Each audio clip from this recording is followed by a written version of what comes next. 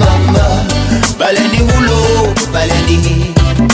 lire amul solo balendi hulo balendi sede ma imamba kanara nenda soput ganarga dobit manenga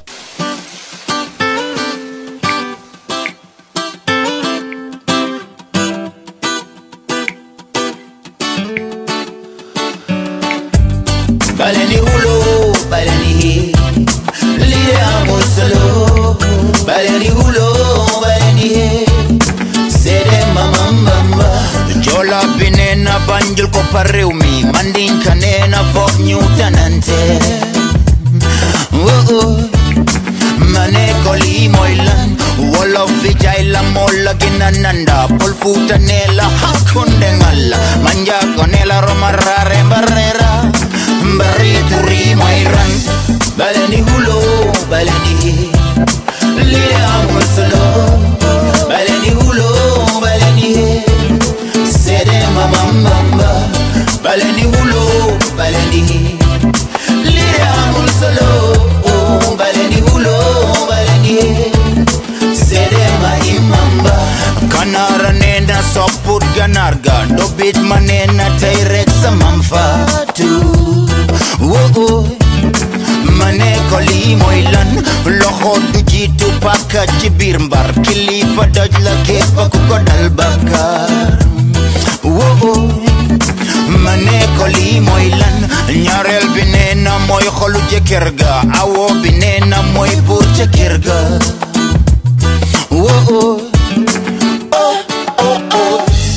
baleni hulo baleni lire amul solo baleni hulo baleni sede mamamba baleni hulo baleni lire amul solo baleni hulo sede ma imamba mane wolof njaay neena ku wax waxul ku jotale wax muna jumale mu wolof njaay ti nko hey jumale mu wolof njaay mane wonle ma wolof njaay man hakkunde ngalla perera ñun sesuru ke robodara yurere robora yusundur nane bulen falle dañ lay tardel ane bulen falle dañ lay tardel waaw bulen falle dañ lay tardel dawal ga mbare koli moilan bulen falle dañ lay tardel bulen falle dañ lay tardel bulen falle dañ lay tardel dawal ga mane koli moilan yo bulen falle dañ lay tardel yo bulen falle dañ lay tardel yo bulen falle dañ lay tardel dawal ga baleni hulo baleni lire amul solo baleni hulo baleni sede mamamba baleni hulo baleni lire amul solo baleni hulo sede mamamba baleni hulo baleni her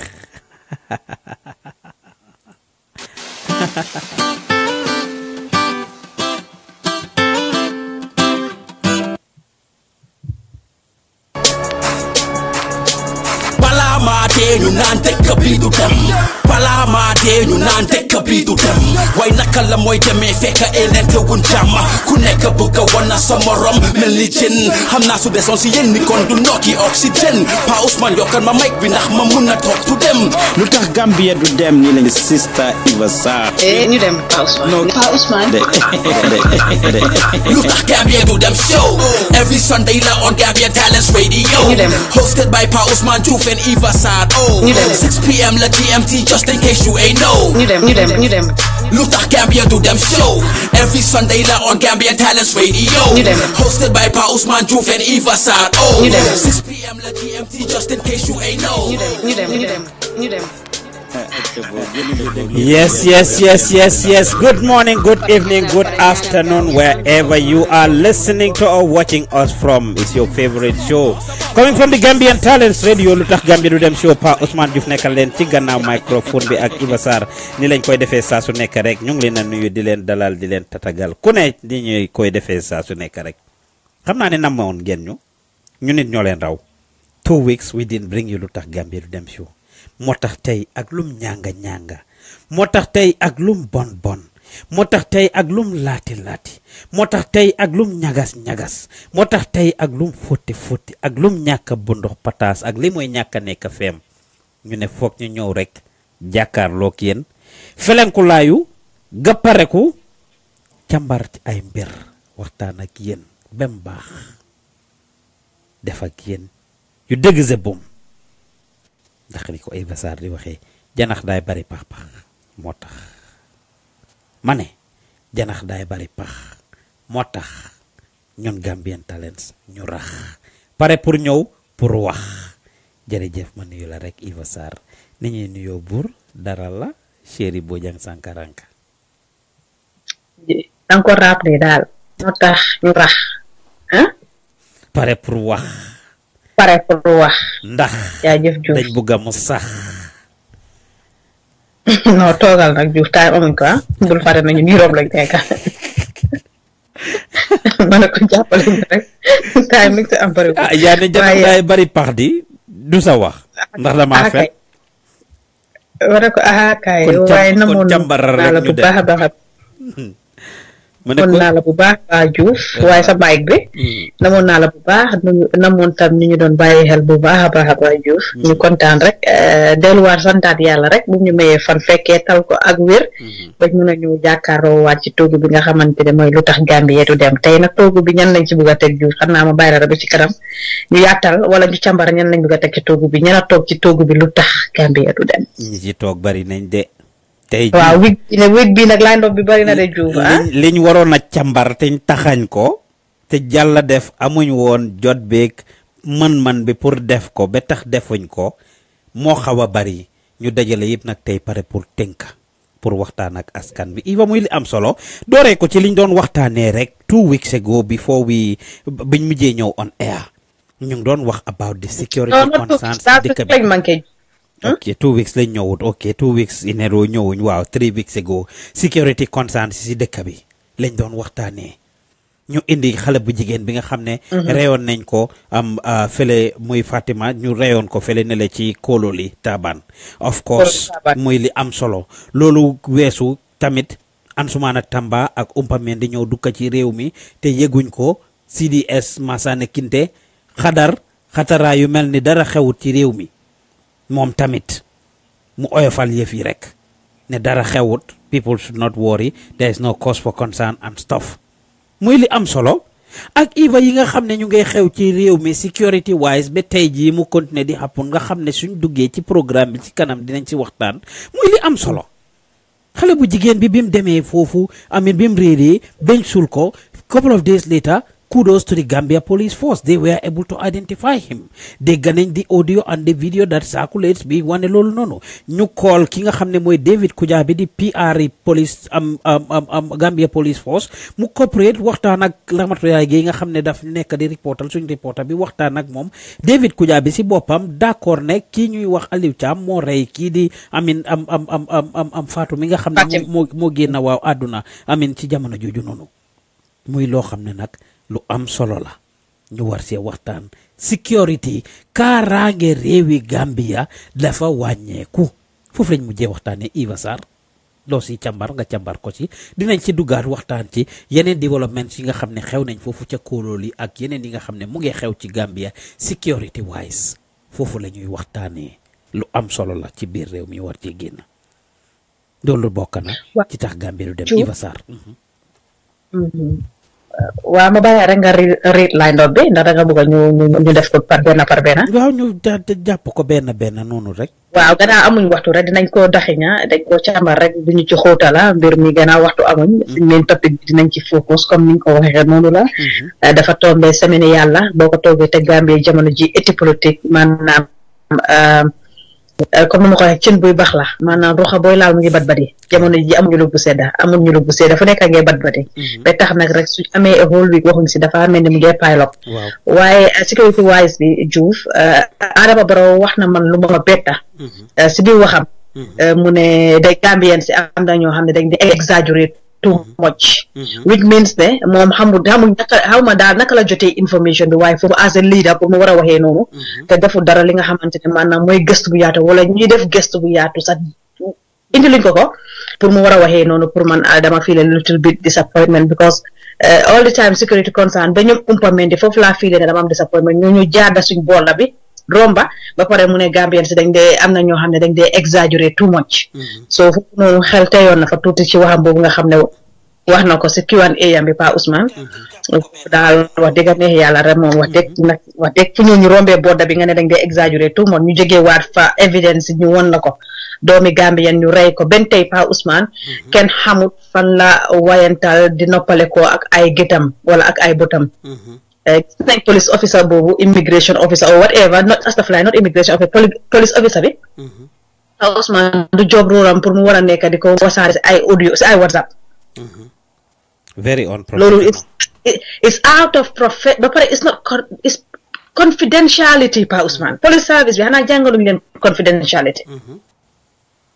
waaye ma bàyyi rek xëj na suñ ci duggee foofu noonu dinañ ko gën a xuus si ki nga xam ne mooy Ibrahima Thiam bi nga xam ne jàpp dañ ko ñu ne woon ex soldier la loolu tamit ba tey Adama Barrow si waxam ba tey bu ma ko wax mu ne dañ dee over exaggerate moom xam naa ne jot na information won nañ ko border control bi daal it seems like they are not doing enough with it Pa Ousmane jamono ji ñuy wax ko dafa mel ni Gambia maanaam lamba bu tas la ku nekk rek jël na yoonam di dem dëkk yu ñu sooraan yëpp Pa Ousmane dëkk yu ñu sooraan yëpp fu mu nekk ñëpp xam nañ ne Yaya Jammeh jóg na ki nga xam ne maanaam mooy dof bi jógoon na fa ñu ngi koy ooyee because moom bu la jàppoon dafay métti ak yow maanaam jël nañ Adama Barrow humbleness am bi for granted because nit ku ñuul bugut nooyal torop soo nooyalee torop rek ñu jël yow humbleness for granted jël nañ ko for granted kono boo laal nag nga xam ne Gambia ay Afrique la ñooñu sooraan si West Africa bi ñëpp a ngee daw di dugas ñi nga xam ne seen réew comme Ibrahima Thiam bu ñëw nii ñu ne ex soldat la woon Sénégal maa ngi ñaan suma mbokk yi xam naa su dee wax tuuti si Sénégal da ngaa dégg ñu ne Eva mi daf ñu di attaqué wu ma kenn waaye nag du man information buñ jot la di wone ne doomi sénégalais la woon koo xamante ni maanaam soldat la woon mu génn ñëw daw si Gambie te Pa Ousmane bu mu doon bëgg a si Gambie amut semaine bu correct sax amu ko fa wala weer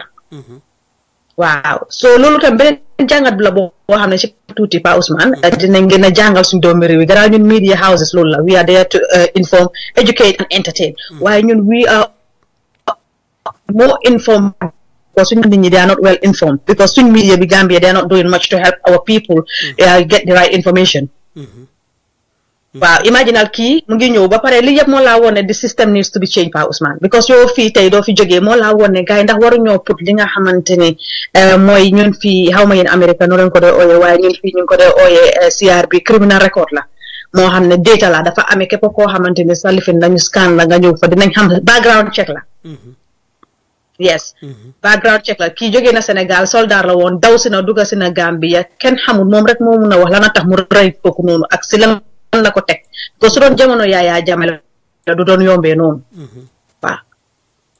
su doon jamono Yaya Jammeh la du doon yombee noonu ba pare tey su doon doomi Gambie na sax mu daw dugga Sénégal def loolu lu ko faa fekk daan buñ koo daan du yomba su ma dee wax fii nag Gambie Sénégal yi dañ dee feel ne am taking part for my country is not waaye ni ko ñoom seen luwaay dafa métti boo xamante ne su leen war a na laal dina leen laal waaye benn tey Pa Ousmane kenn xamul the head and the tail naka la kooku mujjee ba pare police officer bi dem si WhatsApp group soo ko seetloo si WhatsApp group la wax waxut sax de xaw ma da yaa ngi amee audio bi nga pile ko Diouf si WhatsApp group la dem waaw dégg la amuñ time si WhatsApp group la dem di fa wax loolu noonu kooku dañ ko war a suspend wala ñu faya ko because dafa breach contract bi waaw mooy li am solo Eva Sarr we have a lot of work to do the same people ñoo nekka the run things in the Gambia loolu nag we cannot blame Adama Barrow for it civil servants moom besides political positions yi doo dee mun a ñëw rek ne danga faxas gaay déedéet junior officers but what training are they provided? Our people are free so much so that we can say anything Eva. Share na ko fi fong na on this show where somebody can call a bank just because you are connected to the person at the bank. Nga call ko ne ko nga jox ko account number ne ko seetal ma account boobu ñaata fa nekk ci si banque bi seetal la ko just because yow am nga benn $500,000 si boo xam ne yow loolu nga koo may fekk yow am nga benn 500 boo xam ne yow loolu nga koo may mu dem dugg si account jàmbur seetal la ko is no different than police officer bu toog nii jël confidential information regardless of what Ibrahim Cham is still a suspect. yóbbu ko si WhatsApp group. Dem si private WhatsApp group. Are you the PR of the police, Gambia Police Force? So if nothing happens to this woman, she needs to be disciplined to teach others a lesson. And not only should she be disciplined, moving on, special training should be conducted. And the Gambia police should be trained to keep confidential information. If she is an investigator, nga dem investigate waruta tax defal sa liggéey nga jël sa results investigation nga joxe ko to the right people. The Gambia Police Force has a PR. We contacted the PR, David Kujabi, and he confirmed the story to us. Why he killed him, he wasn't able to give us this information. Kooku la loolu nekk liggéeyam. David Kujabi lañ nekk di fay pour mu toppatoo loolu, and not you as an ordinary investigator, you as an ordinary officer, or whatever your role is at the police force. Ba nga dem di volunteer lii nga nekk di liggéey warulooy tax warta tax nga génn dem li nga liggéey as a medical doctor nga dem sa patient seen information nga dem di ko share ak sa jëkkër wala dem di ko share ak sa jabar. Nga nekk police am kuñ fa indi arrest ko nga ñëw am pour nekkay ne danga share that information ak sa jabar. Waxuma laa nag ngay dem WhatsApp di ko def. Moom wax na ba mention ñoom ñaata nit ñoo def investigation. She has given so much information plus baatam mu ngi si soo mënut a nëbbu. So Gambia Police Force, they know who she is. They know who she is. They should have first taken responsibility of letting them sign those paperwork. Su fekkee ne am na sign nañ those things pour protect the privacy, because liggéey bu nekk dafa am lu mu àndal te Gambia loolu bari na fa. Ku liggéey place xam information génn dem slick use information boobu leak ko out. Whistleblowers déedéet. We don't want no whistleblowers. Rawatina nak ñuy liggéey ci suñ nguur gi. So that female police officer should be disciplined, and moving on, actions and steps should be taken towards fanka yi nu mel by training them properly. Pour gaay xam ne kat ñoom teggi nañ tànka ñoom seen liggéey mooy ñu def ñu aar citizens yi ñu xam ne kat dañ am somebody responsible koo xam ne waruta wax moo war a wax kon on their behalf. Su wax du sa cër du sa paat bur wax waxuma laa nga yóbbu ko ci pencami ndax jamono ji kat WhatsApp mooy pencami Iva Sarr.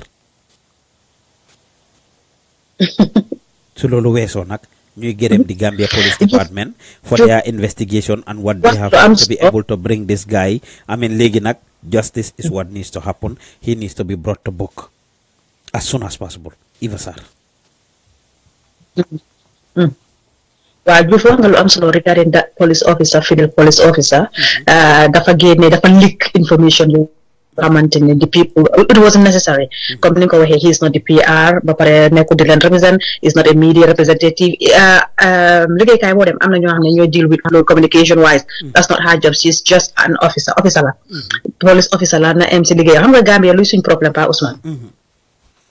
May ma ci.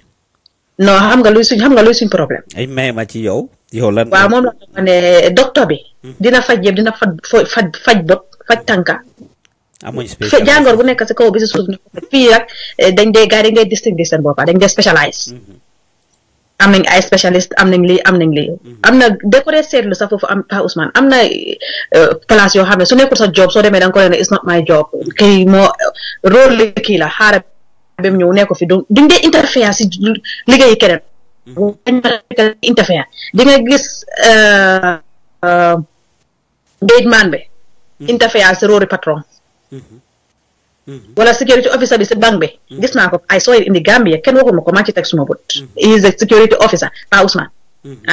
mu ngi ñëw ci banque bi mu ngi feel gis nga soo demee dañ la dee like something yoo xam ne danga ko dee feel like paper nga feel ko ñeneen ñi nga xam ne school moom si boppam sax nda jàngaan bi agara sax mu ngi ko details yu mu ne I was just shocked and laughing comme garde gu daw si fekkoon am robots ñoo nañ wala anything yow bàyyi nga sa job dem nga def loo xam ne nekku sa business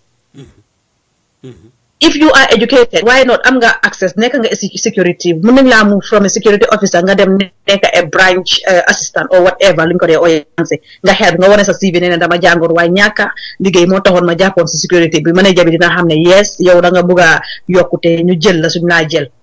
waaye imagine from a security office nga nekk security nga ñëw ngay fill form te noonu la and nothing Pa Ousman Gambia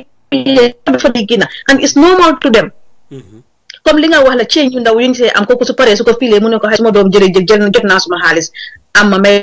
la benn $100 bi wala benn $30 bi wala weccit bu sew wala dépense bu ñëw yóbbu ci kër gi rek security officer bi moom dañ ko waroon a suspend te Pa Ousman li nga wax ananas is high time ñu door di set exemple su ko defee pour ñu ne ni Africa saka Gambia du man Africa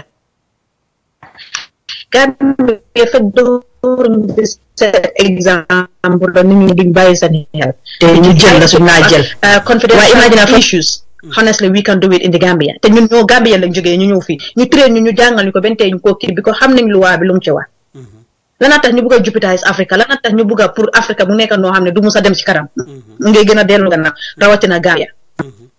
Gambia yow tey I think no matter how close I am with you am na yoo xam ne sa liggéeykaay you dare not disclose it likewise man tamit doo ñëw Pa Ousman tey maa ngi liggéey suma liggéeykaay Costco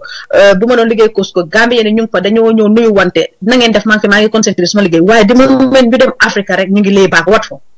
and feel we are doing it right problem boobu laa dee am man we are doing it right in somebody's home but we cannot do it right in our own home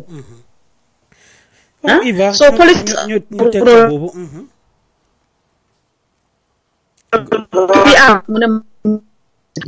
if you guys put pressure on the PR dina def something why if you guys relax and which is true because they don't feel a media bi dañoo pressure so it's the media's job pour ñu put pressure on the PR pour PR bi tam mun a discipline staff sami police PRO bi pour mun a discipline staff ami pour ñu mun ko woon ba pare Pa Ousman we've been yelling for training am na ñoo xam ne ñi si police bi ñëpp xam nañ ko waaye waxuñ leen ñu daaxaleen nañ leen jox di training they need Pa Ousman right now Gambian is suñ soxla mooy training proper training ak li nga xam ne mooy civic education waaw civic education nit nañ ko ak proper intensive training nit nañ ko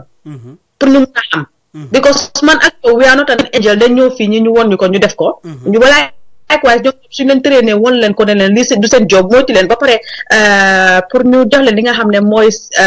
social media plateforme yi pour ñu war a mun a toog teach leen dafa mel ni ñoom seen bopp sax xamuñ ko te foofu noonu police bi waroon nañoo njëkk a def loolu ak not even the police the security service itself waroon nañoo njëkk a def loolu te security bi pour won nit ñi about all this WhatsApp the social media group bi for sharing vital information boo xamante ne it needs to stay indoors warata génna sax kër sax waruñ ko wéeg waaw Ousmane danga ne si police bi lawyer yi fii sax am na ñu koo def am na ñoo xam ne gis naa Gambian yoo xam ne ñu ne ma du ma dem si Gambian lawyer ma ne ko lan ñu ne ma sa suñ sutura bi yëpp dañ ko dee wax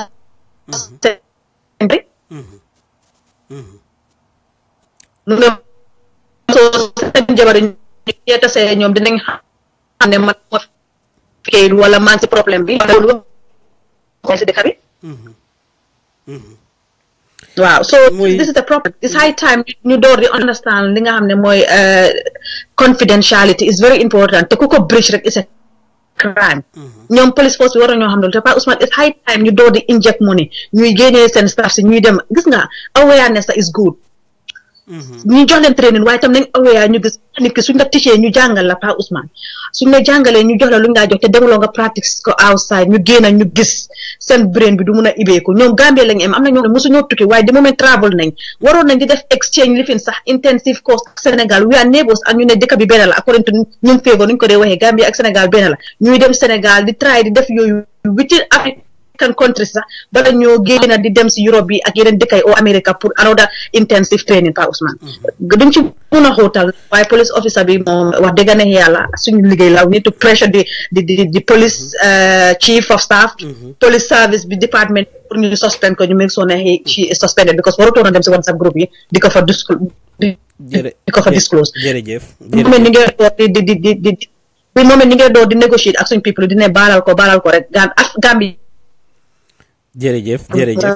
jërëjëf Iva Sarr yéen a ngi seetaan di déglu lu tax Gambia du dem show jógee ci Gambian Talents Radio Iva Sarr ak Pa Ousmane nekkal leen ci gannaaw microphone bi ñuy jéggalu ci late start of the show rek tey line up bi dafa xaw a gudda moo tax duñ dem ci yéen ay dañuy càmbar rek niñ koy waxee saa su nekk yéen ñi ñuy déglu di ñu follow nag ñu ngi leen ay bégee suma goro Mariatou Seck ma dooree ci yow nag di la bégee di la tatagal di la dalal ci déglu bu rafet bi ndeysaan ak suma goro tamit maam Jojo ci New York yow it maa ngi lay bégee di la dalal Pretty Seen muy Pretty mu rafet mi macha allah ñu ngi lay bégee suma broda Mod Lamine Diba yow it maa ngi lay bégee bu baax a baax moom it mu ngi seetaan ci jamono ji Abdoulaye Che Diallo moom it mu ngi seetaan ak Nano Danso mu ne most of the peace the police are not educated jërëjëf alaaji ndaw sa alaaji boppa mu ne Iba Sarr moom it mu ngi seetaan suma mbokkam fana mi moom it ñu ngi koy bégee ndeysaan jaaraama ba ñu ngi lay bégee Lamine ba ñu ngi lay bégee mu ne sister you are very right I agree with you I see several times ñu ngi koy bégee moom it tamit bu baax a baax képp koo xam ne yaa ngi ñuy déglu di ñu seetaan ci jamono ji rek ak fu ci waay munti nekk ñu ngi lay bëggee di la dalal ci lu tax Gambia du dem show di la wax ne di show is live nomba yaa ngi noonu ci screen bi ñi nekk Angleterre 678 608 3322 amin actually ñi nekk America 678 608 3322 ñi nekk Angleterre 0161 818 7077 0161 818 7077 ñu nekk Sweden 08559266651 wala boog ngeen jokk ñu Skype rek Gambian Talents radio mooy suñu Skype name ñu ngi leen ay bëggee di leen dalal bu baax a baax di leen wax ne lu tax Gambia du dem show la Iva Sarr ak Pa Ousmane Diouf nekkal leen ci gannaaw microphone bi amin ñu ngi leen ay bëggee bu baax a baax kon ñu dellu ci waat rek ci programme bi comme niñ leen ko waxee ci gannaaw dañ doon càmbar li nga xam ne moom lañ doon discuss 2 weeks ago muy security concerns yi Iva Sarr ñu nga xam ne moo xewoon Kololi Taba ñu waxtaan ci li nga xam ne moo xewoon ci airport bi Ansumana Tamba ak naam Iva naam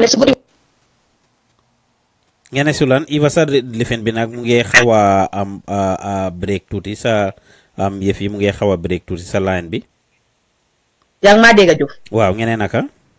ma ne si guddi wutoon dinañ doon call police PRO bi su ko defee ñu laaj sax ndax yëg naa kii audio bu information bu mu bàyyi on WhatsApp xëy na yëgu ko sax Diouf ku dem sa yëgu ko well David seemed to be very connected anyway I mean with social media he's a young man and a very active young man for that matter on top of his game with a lot of things but ak nu monti demee rek whether yëg na ko or yëgut ko it's something loo xam ne is very serious and they need to take it serious they need to forthwith find options they need to forthwith start to train these people they need to start training these officers te du police rek si lopitaan bi is very important nit dina liggéey wàcce rek ñëw xataraayu ne hey waaw tey li yëg wax li xew foofu yëpp wax nga ko si lawyers yi wax ko everywhere so it runs across the country and we need to change this attitude fu nekk la si ñun confidential information we cannot keep ku nekk wax ko sa morom ne ko bu ko wax keneen wax kooku it wax ko keneen ne ko bu ko wax keneen before you know it becomes public information and some of these things are not supposed to be public information loolu I mean dinañ ci gën a waxtaan Eva since time permitted ñu next week suñ amee David Kuya bi inshallah dinañ jéem a teel a def show bi su ko defee ñu waxtaan ak moom yaa ko mbokkoy taala mu ngi nuyu di jéggalu mu ngi naan hi Eva ñu ngi koy nuyu bu baax Alaaji Ndaw mu ne yes she is my sister I like the way she talk jërëjëf waay yaa ko mu ngi nuyu maak yow yëpp Cathy Williams mu ne information are classified as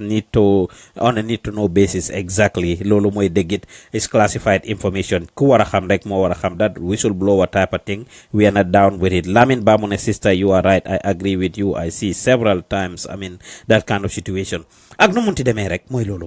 security concerns yi wax nañ li xew ko loolu identify nañ the person police yi def nañ a good job in identifying the person what next for the victim and the victim's family justice need to be done and justice need to be done as soon as possible justice delayed is justice denied we cannot be waiting as to what happened during Yaya Jammeh's time comme ni things si daan demee time boobu nga xam ne lépp lu xew dañ xaar ba Yaya Jammeh génn fa ñu door a am justice when people commit crimes they need to pay for those crimes as soon as possible whatever needs to happen it needs to happen as soon as possible justice delayed is justice denied ci leneen li nga xam ne mu ngi xew ci security concerns yi ñoom Ansumana Tamba dégg nañ loolu waxtaanee nañ ko dégg nañ président Barrow lim ci wax dégg nañ CDS Masane Kinte lim ci wax it is not okay for them to take the security concerns of the country lightly so many things are happening on a daily basis ñu ngay xëy di dégg su nekkut at government level sax the man on the street is suffering on a daily basis in broad daylight. You get all kinds of things. You get all kinds of things that are circulating on social media. Bekañ li ram ci ñag bi la jëm. We challenge CDS Kinte. We challenge President Barrow to take the security concerns of the country a lot more serious. April la ngey jot ci Eva ak May. The local government elections are coming up. ñu war a bàyyi xel dina tense bu baax a baax people bi seen orientation seen level of awareness seen level of anger is too high. It's too high and they need to do something about this. They need to raise awareness and they need to assure people. dañ leen fa teg pour ñu assure leen suñ duggee si professeur Lumumba ci kanam lim wax président Barrow dégg nañ ko and one of the things mooy loolu let him be a servant leader. Let him be a servant leader. Dinañ wax ci loolu si kanam suñ àggee foofu but the security concerns in the Gambia are very high and something needs to be done and done about them as soon as possible. Karim Kadio mu ne excellent job, keep up the good work my dear brother, thank you very much. Paris Jaaju ñu ngi lay nuyu, Ñima Aïssa Jawara ñu ngi lay nuyu, Anna Sarr ñu ngi lay nuyu ak Edu Boy ñu ngi lay nuyu képp koo xam ne yaa ngi ñuy déglu di ñu seetaan si jamono ji rek yéen a ngi déglu di seetaan lu tax Gambia du dem show waaye loolu la security concern si Eva Sarr loolu la. This week a couple came out. Benn bi money transfer agency is what was attacked from the audio that we've heard from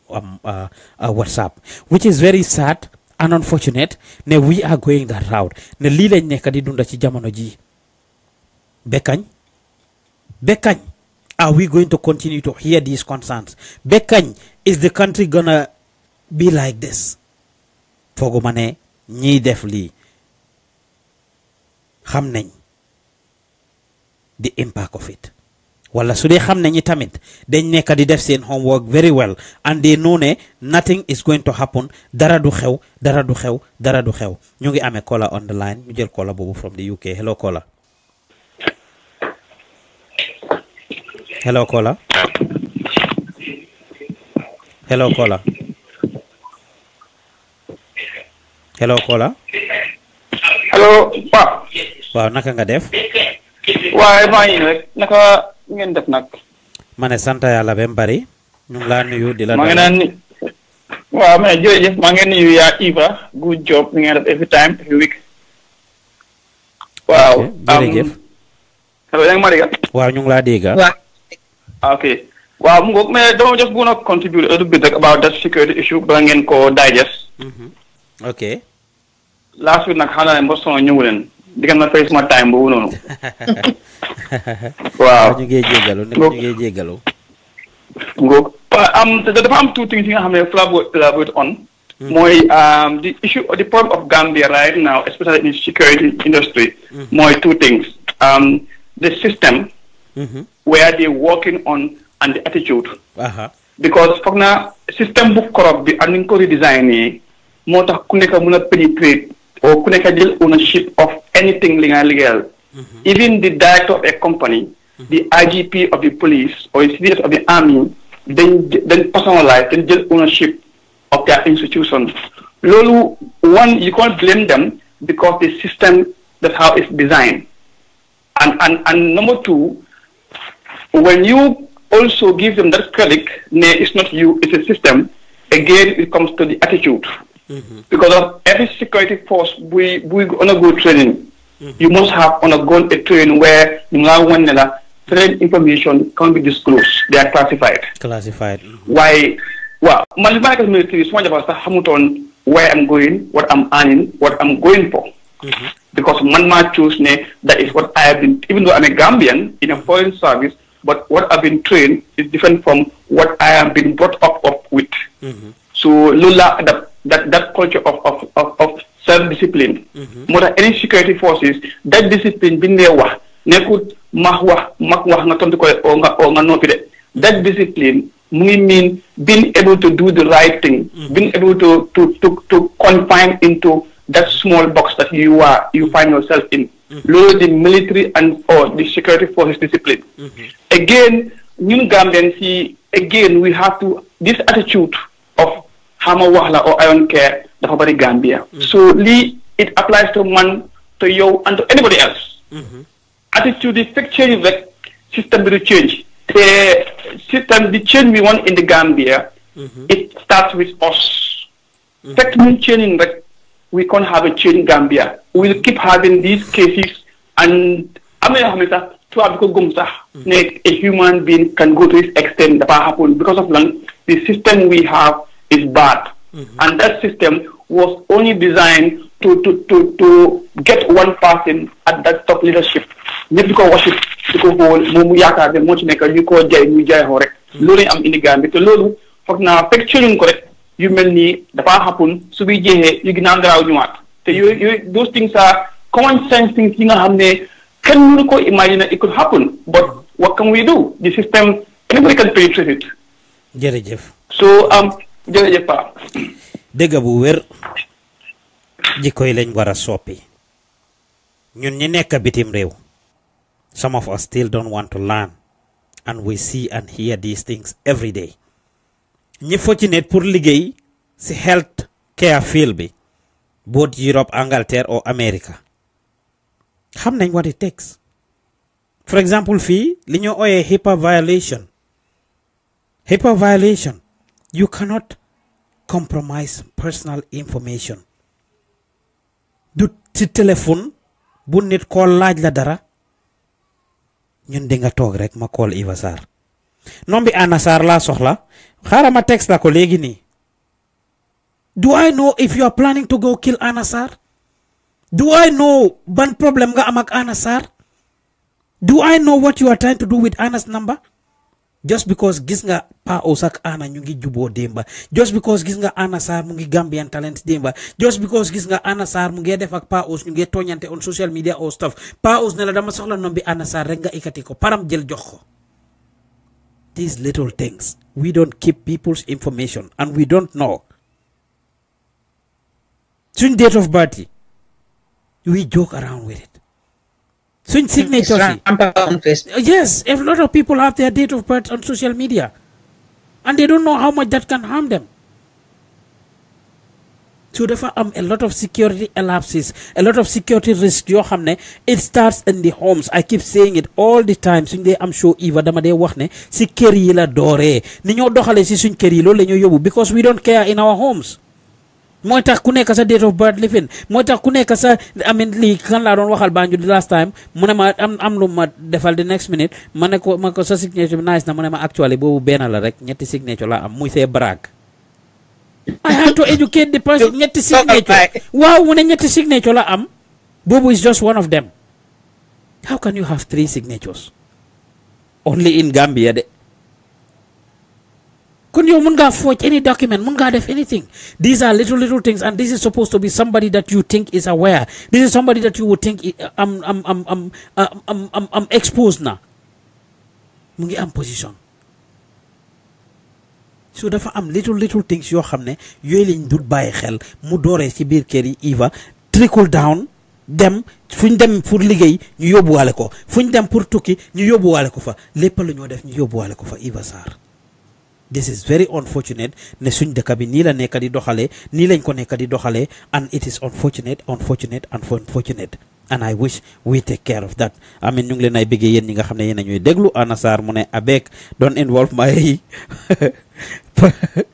precious name in the show nano dan so mu ne security is zero in the Gambia Bamusa Marong mu ne keep up the good work bro jërëjëf waay Karim Kajo mu ne excellent job keep it up my dear brother jërëjëf waay yéen ñi nga xam ne yéen a ñooy déglu di ñu seetaan si jamono ji fu si waaye munti nekk rek ci ñeneenti koñi àdduna ñu ngi leen ay bëggee di leen dalal suma brother Pasu So ñu ngi lay bëggee di jali Seattle amin Fatou Menga suñ sister of course amin Menga Mbor ñu ngi lay bëggee bu baax a baax awa naano si la jeyte ñu ngi lay bëggee bu baax a baax Géey Njooro ñu ngi lay bëggee Kassa Cissé ñu ngi lay bëggee bu baax a baax But these are little things yoo xam ne as a nation, as a country, as a people, we need to take care of, we need to take note of. And it starts in our homes as friends, it starts in our little social gatherings, our social places. Suñ nekkee foofu, suñ commencé foofu, ni ñuy doxalee ak ni ñuy acté, suñ demee si liggéeykaay bi assured ne the same attitudes, the same principles, the same things la ñuy def foofu noonu, which is lu am solo Eva Sarr pour ñu bàyyi ko xel bu baax a baax kon boog affaire si noonu la ñu ngi leen ay bëggee di leen dalal yéen ñi nga xam ne yéen a ñooy déglu ñu ngi leen ay bëggee di leen dalal ci Lutakh Gambia du dem show. It's live 678-608-3322 pour ñu nekk America, ñu nekk Angleterre am 161-818-7077, ñu nekk Sweden 085592665 ñu play audio bi rek Eva Sarr. Assalamualaikum Gambian badi Gambian bal be kontona waaw wax nga si Western Union bi gannaaw amuñ time rek xëy na audio bi nañu jëlee gannaaw nga ne we have a lot on the table loo xam ne dañ ko war a discuss wax nga Western Union am na beneen boo xam ne tam jógaat na maanaam si ajuma bi la xew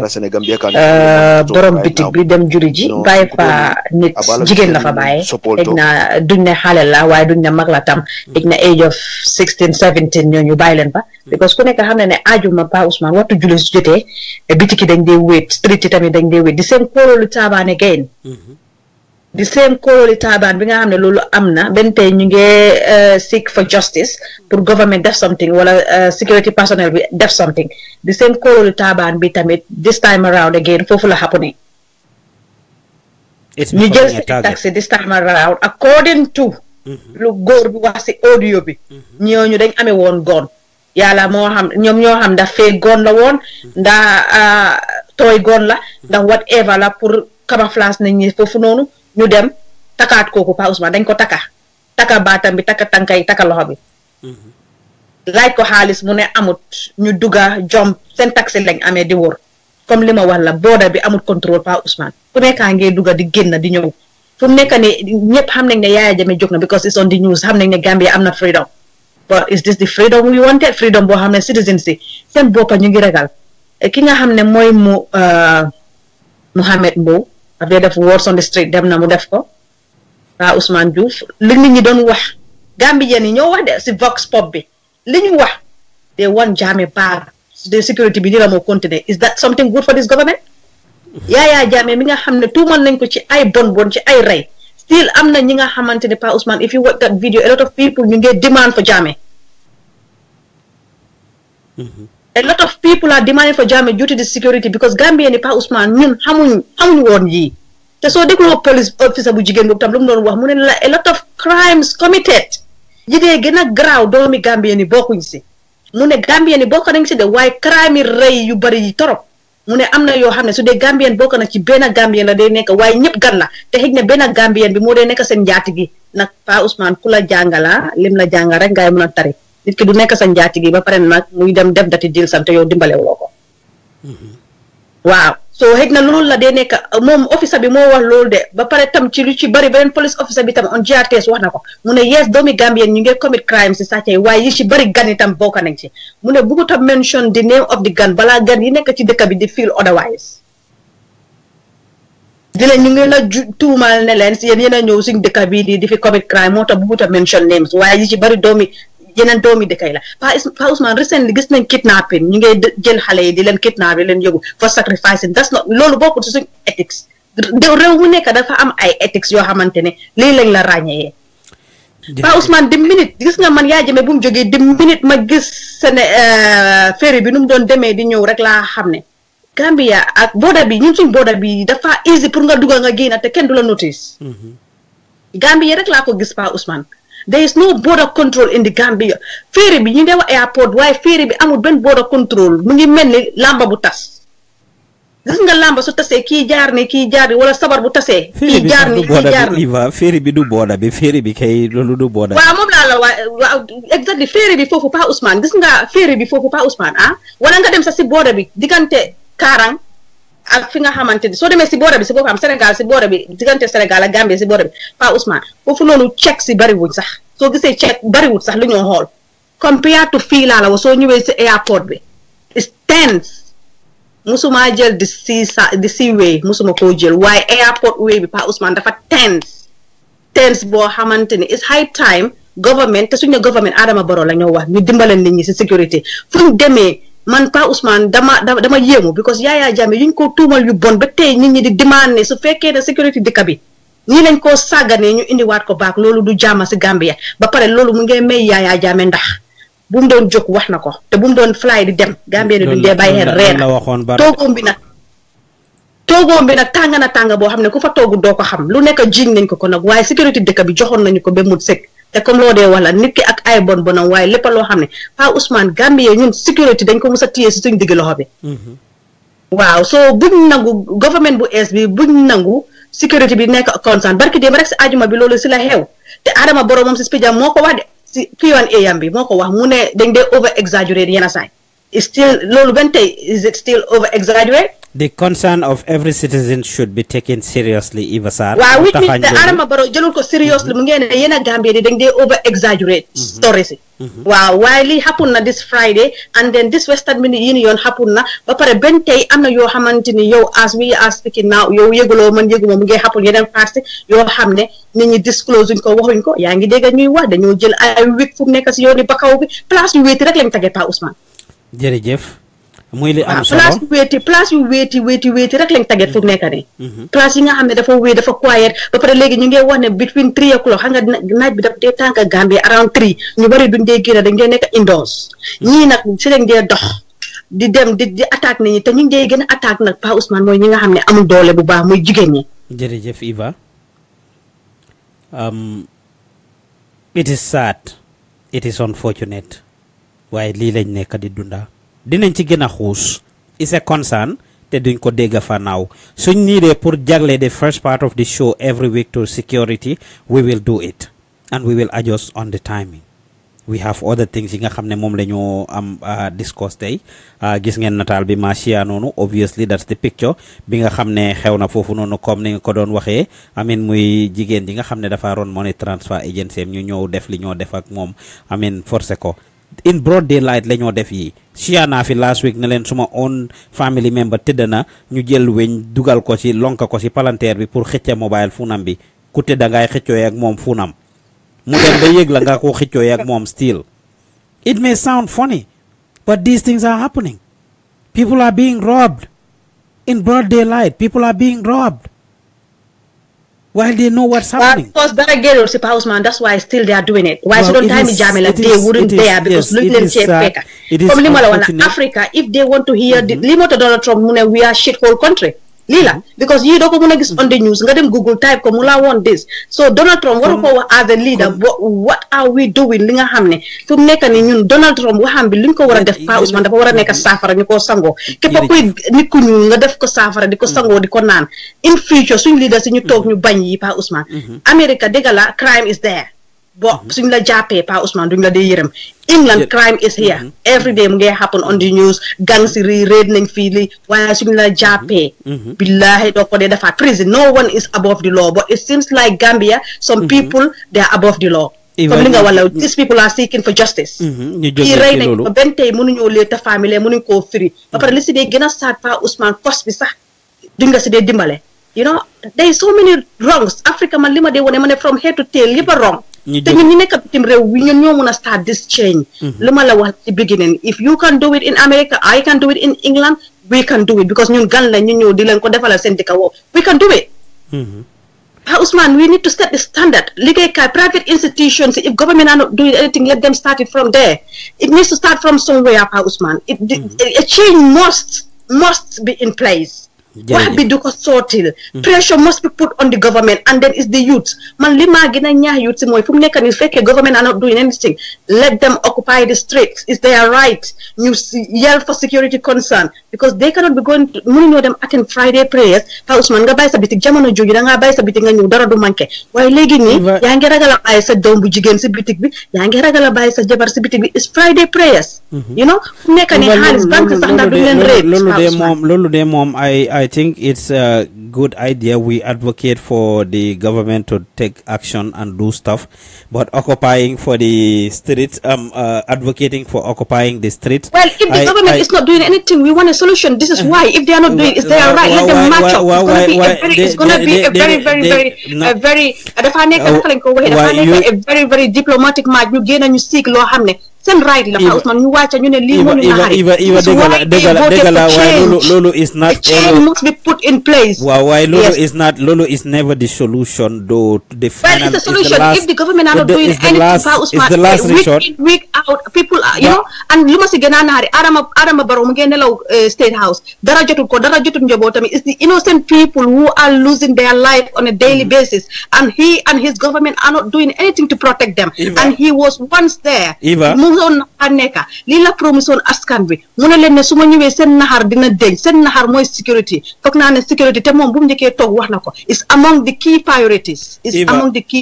Eva loolu yëpp dégg naa ko te lu am solo la te I concur with you big time ne yes is a big concern is a cause for concern and it should be taken seriously and something should be done loolu yëpp agree naa waaye li nga wax ni li nga advocate for ni suñ ko defee loolu also always comes with other security concerns yeneen di moo jur because you can never guarantee a lot of anywhere that happens for the most part you will see some people ñoo xam ne they have a hidden agenda that will come and inject that hidden agenda into it and then mu ñëw lead to more concerns and the problem will escalate instead of mu decrease and here we want this problem to decrease if not mu jeex at all. And for that reason, that should not be the first thing. Let's advocate for the government to understand the concerns of the citizens, the concerns of the minority. You have said it. President Barrow is sitting at the State House. He is not concerned that much. He is not affected that much. The people are protecting him. The military are protecting him. He has all that it takes. He is the last person that anything will happen to. Everybody else would have to be getting rid of. Mumbai, the last person that is going to be rich. For that reason, he may not know why. Togut for Pudlulu. Like I said, I go back to P.L.O Lumumba's advice to him that he should be a servant leader and not be a leader that would be influenced by material and things. Dinañ ñëw si loolu dinañ leen di dal loolu in a little bit. I mean ñu taxañ loolu Eva Sarr ñu move on next week ñu dellu si waat si rek. Next that we are going to talk about is Fatou Kamara versus the state broadcaster. The past week gis nañ Fatou 2 weeks kon mu ngi tukki I mean tay yëpp anyway diggante Gambia, Senegal, Europe, America, different places. She's going back and forth. Of course ñibbi woon na fi and there were high hopes, a lot of people talking. Coow li bari sax ba ñenn ñi di compare Fatou Kamara the Fatu show ak Kër Fatou. Was it coming on GRTS? Even when Kër Fatou had their issues with GRTS, her name was brought into the picture. People have said things. Fatou ngi ne woon tech diligently, and until this minute, we haven't seen. Gis nañ of course the company from the UK Fatina mayoon ko fi 10 different computers. Gis nañ mu sign a deal with Tough Construction pour promote handle their marketing for the next 5 years. Gis nañ mu make announcement with TFM ak ñoom Buuba Ndour as to what she was going to do in Gambia affaire yi yeewu leen ak yooyu noonu yëpp. But as far as us seeing something tangible, something visible, something that is happened for Fatou Kamara in the Gambia that she has already started working, gisuñ ko noonu. Last week bii nag Fatou fippu njëkka binda kebetu mention ku mel ni Alkali Konte and ne moom du the type of person kuy dem around di dogo behind people, di dogo after people. Loolu la Fatou Kamara bindoon ne moom kat nekkut kuy dogo si gannaaw init dinaa pour loolu ma read ko. But after loolu she followed it up with a video. Mu defar a video, mu génne a video. In the video she addressed a lot of things. Eva while ma kiw statement bi rek ma bàyyi la nga xusal ñu ci Fatou Kamara video bi Eva Sarr. Wow, the part boo xam ne bëgg nañu focus on it because Fatou def na a long video wax na fa ak xol ak dina ku gis Fatou Kamara nu mu toogee sax di nga xam ne there is something in her chest that she just want to vomit out if that word is right mu express herself wax dëgg ne yàlla Pa Ousmane which Alkali Konte bi nga xam ne ñu ngi ko oo nga ko léegi regarding moom tamit ak GRTS nga xamante ni benn tey mu ngi feel ne she's been suppressed because dafa dugal li nga xam ne maanaam mooy proposal am waaye ben tey leetuñ ko firiwuñ ko te loolu tam du yoon ba tey lu tax Gambia du dem loolu bokk na ci lu tax Gambia di dem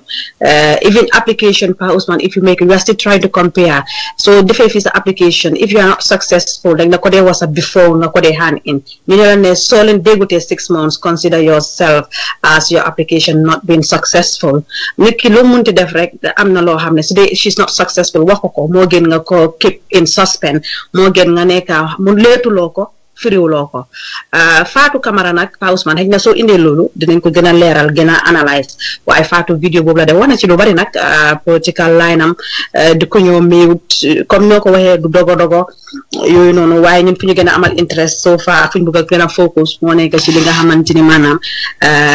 joxanguñ ko loolu wala xëy na si according to Fatou nu mu waxee sax dafa mel ni dañ ko decline xam nga proposal am bi is been declined because nu moo waxee xam nga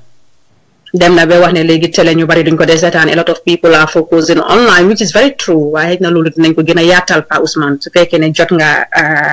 note boobu Diouf waaw su dee jot nga note bi ñu read ko rek dem su ko defee ñu tënka ñu tënka rek ñu dem gannaaw amuñ time duñ ko spend a lot of time ñu move ñu dem ten dinañ waxaa government because ben tey government la ñoo waxa ñoom ñoo amee loolu ñoom ñoo di final say si ñoom la nekka because fooguma ne MD moo amee di finance xëj na am na lu ko lal ci ron loo xam ne benn tey Fatou mënuñ koo liita mënuñ koo firi and sax dama ko dee bëgg ñu koo relate ak def di Fatou show is pas suñ ko amuñ ko buñ ko dee link sax indi ko ku nekk mu ngi toppatoo soxlaam di def yoonam waaye ana lu mu ci munti nekk rek Pa Ousman what is not right is not right su fekkee ne sax dañ ko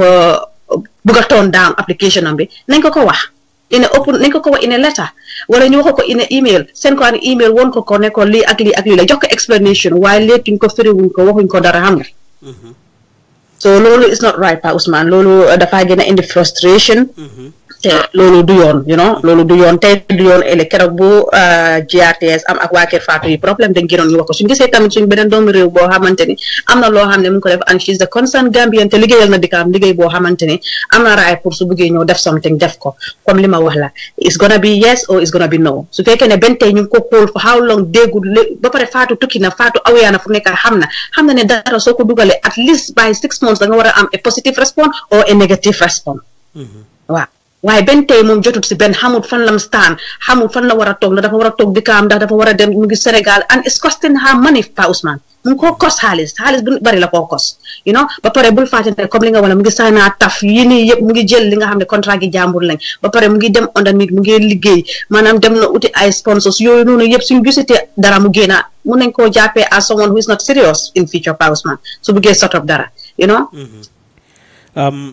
you are very right Eva. I mean, people can see. That's the post right there. Fatou Kamara dinga xamne mu ko don wax kerak. And what did she say? She was talking about the Alkali Conte. Li nga xamne alkali nga balal ma rek dama doon pulaat loolu dafa am something lu ma doon génne fii nii lan la Fatou Kamara wax mu ne so Alkali Conte and his group are out to do everything it takes to stand on my way to the extent of making up stories. Well, ask Jammeh what happened when he thought he could silence and frustrate me in my own country. One thing I don't do is dogo people to make ends meet. I believe in me, Fatou Kamara, the Kianka. Another thing though, I will not sit by and watch people who are unhappy with me due to their own insecurities use people close to power to step on my way. This happened during Jammeh's days and is not repeating. No more using of state machinery to fight people who did nothing to you. Nobody will send me into exile ever again. I will do a live video to elaborate on this later. I am aware of all their plot. Will tell you all about it soon. Mu ne kenn du ko yónne waat exile pour mu nekk doxandeem tuum ranke gàddaay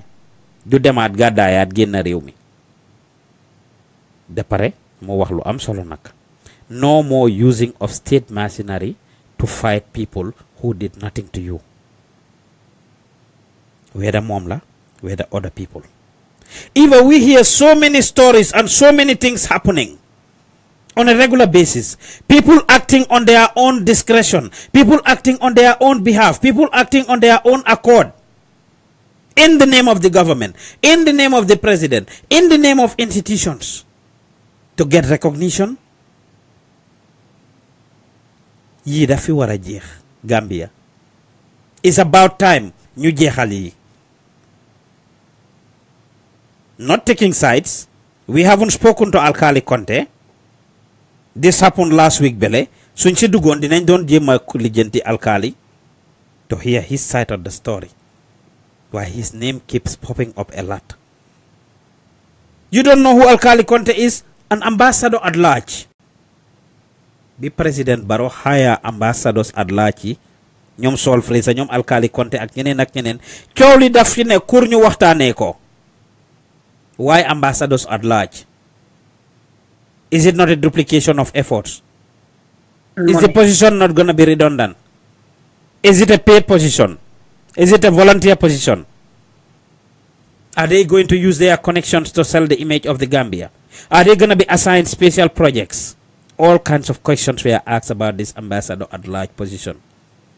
Kumelni Alkali Conte nak, all of a sudden his name is popping up a lot as somebody close to the Barrow government, as somebody that is part of the Barrow clique, as somebody that is doing things for President Barrow, as somebody who has influence with President Barrow. Whether lu amla or amut is a different story. Whether lu amla amut is a different story. But his name keep popping up. His name keep coming up. Now, when it comes to Fatu and GRTS, she put in an application. Wahon nako mentioned nako a few times that the Fatu show will be back on GRTS. She raised hopes. She had hopes. Like Eva said, she already had started securing deals.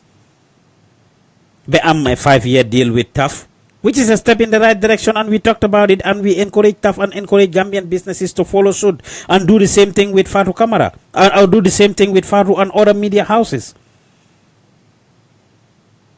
A 5-year deal can be a life-changing sum possibly.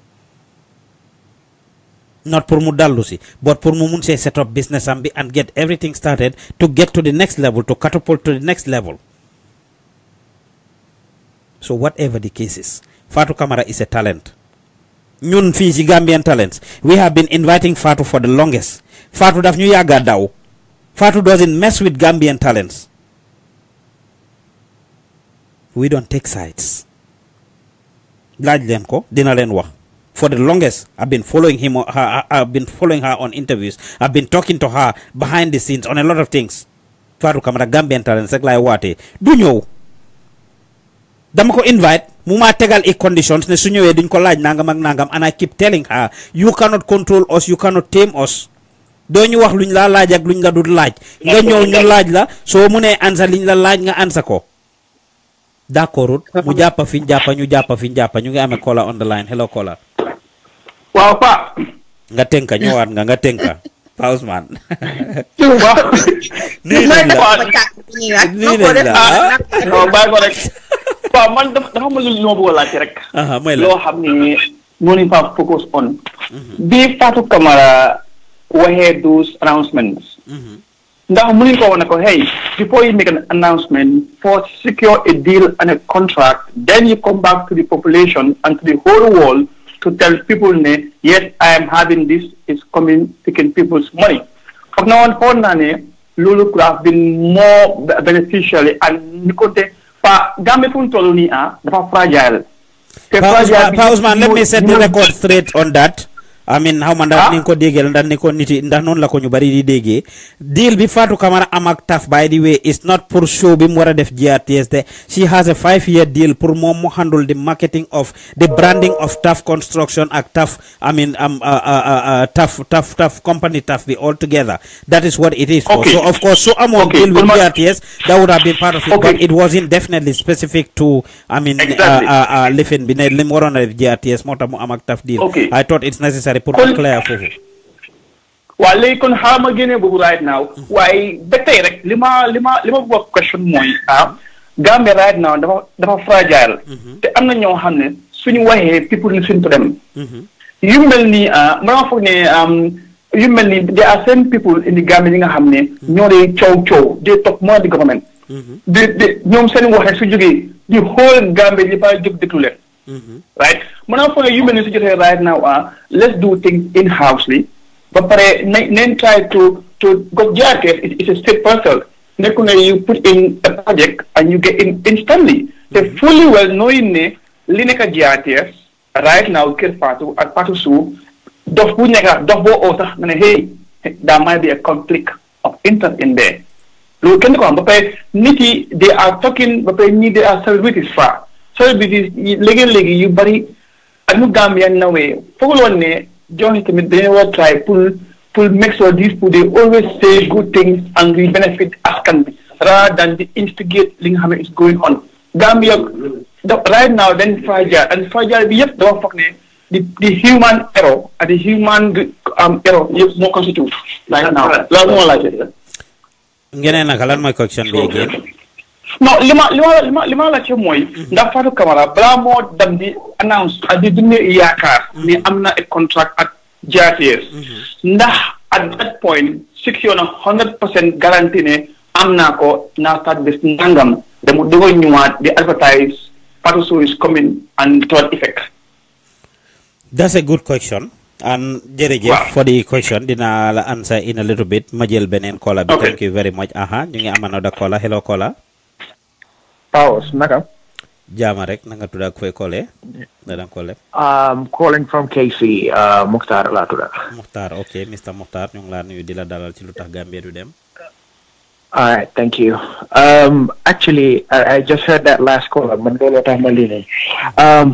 really do think when it comes to GRTS, we consider it a state, listen, state, not necessarily the government, right? But the Gambian people. I really believe, Monte, if I had any plans with GRTS, I should be able to go advertise it, say whatever I want. Because at the end of the day, here's the thing. In order for Fatu to use GRTS, there's going to be a fee she's going to be paying, right? Is that right or not? Des na si deal bi guy des na si guy deal bu ñu am ak moom if she was gonna go on to partnership with them mu indi sponsors wala guy indi sponsors guy share ak moom but yes dina am different or they could just give her a platform I mean su fekkee ne amut any sponsors but she has a platform am lu mun a njëriñ askan bi guy war nañ koo mun a jox a platform. Yeah, but my point is this. Fatu having a show on GRTS, in one way or another, no matter how bad it is, there is going to be some sort of a benefit for GRTS, right? Either one, it's going to help them with their views, or two, they get monetary benefits from it. The point I'm trying to make is this. Gives me whenever you have government interference or people working in government interfering in certain things in Hamilton, they are basic for the population, it then becomes a problem. Because this is the only place where does an ambassador at large have something to do? Where do they have where in what country would you go? They're just an ambassador at large, they interfere, see national news media be. Understand that? Or somebody having a contract in one country. Understand that? Jensen program, let me tell you this. It's very interesting. When every now and then I'll just pop in on Facebook and then I'll see you guys put together something. And people don't necessarily have to agree to the things that you say, but it is really vital. What the name of your program is really catchy, actually. Lutakh Gambia to them. Now somebody else could say, Eva Matoñ for the first time you am ku compliment turbi I'm just saying, like, people could feel that way and be like, but it actually means something. Understand? Who came up with the name? Is that Paos or Eva? Well, you guys did a wonderful job. Because, just tell me this. I'm posing a question for the two of you guys. Yes. Ambassador at large. Stop a citizen from being able to exercise their right on being able to have a platform on the national TV station. Jërëjëf. Understand nga pour either broadcast and program or promote their own individual business. Foo leen déggee loolu. Jërëjëf it's a good question. Dinaa ko tontu Eva, you wanna jump in? He threw the question. Ousmane ñu ngi gërëm Mutar bu baax a baax. We need people like Mutar. Comme li ma wax la ñun Pa Ousmane Barrow dafa am lu mu wax mu ne bu mu toogee mu ne mu ngi gërëm ñu nekk ci West bi. I think the West should pave the way. ñu ñoo war a xaalal yoon because we have seen it. ñun gis nañ yëpp Pa Ousmane. Am na ñu fi nekk nag ñu ngi nelaw ba tey. waaye waxuñoo xëj na ñooñu ñi nga xam ne bëgg nañoo defar seen dëkk comme saaga Donald Trump bi man naxari na ma te dama bëgg a fu mu nekk next year ñu door di changé waaye Mutar lu mu wax ñu mel ni Mutar suñ ko amee ak ñeneen suñ amee fukka yu mel ni Mutar léegi Gambia dina dem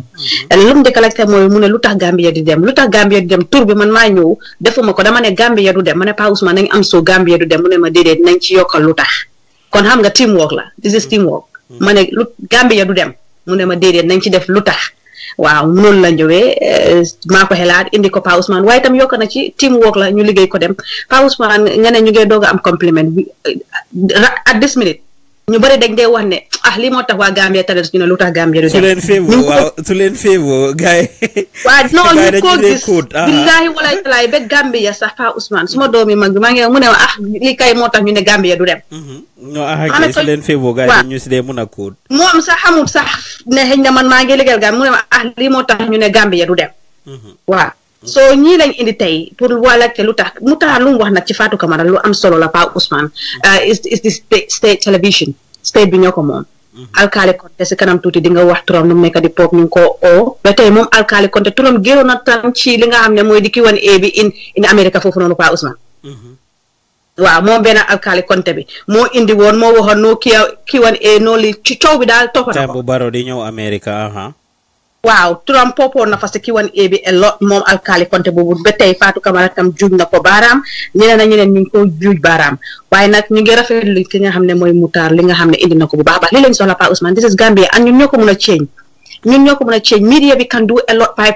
putting pressure on the government and on the people ñi nga xam ne ñoom ñoo nekk di public servant ñoom lañ war a put pressure bi waaye Gambian media bi sax tamit dañ dee ragal a def seen liggéey bu baax a baax ba because xëy na tamit xamuñ ko ñu ngi cee doog a dugga understand nañ ko bu ba pare suñ nit ñi tamit understand nañ ko Pa Ousmane waaye leneen su ñëwee si Fatou Kamara mu ngi laa question yow ne la daf laa condition waaye moom tamit tey ndax ëllëg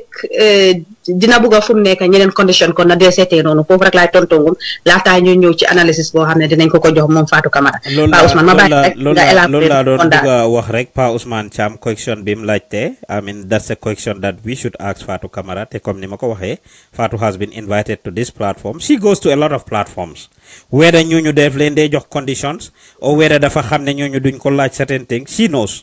Fatou can listen all the way and matter of fact I even tag her on this post time bu ñu waxee si moom daf dee xam ne dañ dee wax ci moom ñun képp ku ñuy wax ci yow dañ lay tag Ibrahima Silla GRTS DJ is tag on this post Fatou Kamara is tag on this post ñu xam ne ñu ngey wax ci ñoom and it circulates ñu ngey record yëf yi and send it on WhatsApp suñ ko senee WhatsApp dinañ ci jot gars yi dañoo dugga di ñu follow a lot of them do follow us and they do watch us and we know that so waxuñ fi dara pour nëbbu kenn but Fatou Kamara of course is a talent regardless of what say anything and everything about Fatou yàlla may na ko am na mbooloo at this minute Fatou Kamara definitely moo mujjee am an online platform ci Gambian si plateforme si Gambien ci yëpp online platform si yëpp rawatina ñi leen yëngatu ci politique ak everybody Fatou Kamara moo si mujjee dugga si but guess what she has the biggest platform moo ëppa mbooloo ñëpp yàlla may na ko so regardless of what her program was also good and was followed and for that reason it can bring ratings to the TV it can also bring revenue to the TV she is going to employ Gambians and put them to work because si gannaaw gis nañ mo put out advertisement they hire people they recruit people that she wants to hire on board her team she is going to provide employment for Gambians ñi ko liggéeyal suy produce show yam bi ñi produce shows yooyu noonu dafa put Gambians to work that is complementing the efforts of the Gambia government she will be creating awareness jàngal askan wi. She will be educating and entertaining Gambians. She will serve as a role model to a lot of young Gambians. Yim wara def, yim muna def, njëriñ lim muna am bari na. Plus mu muna indi koom-koom ci poosi GRTS. Yi yëpp yu am solo la yoo xam ne war naa mën a nekk. And above all, she is a Gambian. And if she has all it takes, she should not be blocked based on personal sentiments if what she says is true. Ma clear fufude. If what Fatou Kamara says is what we are to go by. Madelu Watsi. If what Fatou Kamara says is what we are to go by, the likes of Alkali Conte and others from what Fatou Kamara says are the ones that are blocking opportunities for her and other people. Ñoo xam ne amin mooy loolu. Ñe turu Alkali di ñëwee is similar and synonymous to the Umpa Mendes ni seen tur doon génnee ci Yaya Jammeh ci rôle bi nga xam ne moom lañ doon playal Yaya Jammeh. So Alkali Conte su fekkee ne liñ lay jiiñ lu am la soppel doxin man Pa Ousmane ma ne du feem te bu ndox pataasut. Su fekkee ne liñ lay jiiñ li nga def la soppel doxin. It's not okay. The country doesn't belong to any of you guys. The Gambia is our Gambia, and we all have a role to play in making it the paradise of the world. We all own equal shares of it. No single person. Start ko si President Barrow, them to the last person. Could you do this second? Ñun ñëpp ci em. Ñun ñëpp ci em. Powers, can I say something? Go ahead. Thank you. Gis nga man, I am an avid follower of politics in Senegal. Okay. And man yaguma America buba. I came here back in 2012. A year after we Majahale High School. I graduated 2011. And I'll tell you this, Boma Faneke, mostly ham got it. Time I jammed GRTS amundara because time buneka nyuye for more pay and all that. And I just ended up having a vested interest in Senegalese politics. And I'll tell you this, you rarely hear in Senegal an individual person come ne, okay, kini like Alkali Conte or Umpa Mendi or General Solbaji, kimo amedeka bi kimo defli, kimo deflali. And I always question myself, more like, wow, why is it that for the past 52 years, in politics has always been politics of personality? Understand? Yo America buñ nekk fi dañ dee toog nga dégga time bu nekk ñu ne General Mattis wala ñu ne Rex Tillerson. Right? You never hear about them. Understand? Or su dee ne Angleterre la time bu nekk Boris Johnson soo ko gisee on TV, it's probably because he's signing something that has to do with UK's foreign policy. Foreign policy, exactly. But ñun wante ñun Gambia so do General Solbaji, General Tamba. So General Tamba. Now you hear about Alkali Conte in Gambia, or you hear about another name. Yes, people you have any influence, you have any ties, any connection to a particular entity or institution. You am pour oversee, supervise, or make impact, or create. I mean, the impact at the end of the day. Their voices will be heard. They'll be making decision makers. You blame the government to a certain point. Why do not blame government with that much? I blame the Gambian people. Sangha bila call. I was on the phone with my mom. She's in Gambia. And my mom, I love her. So I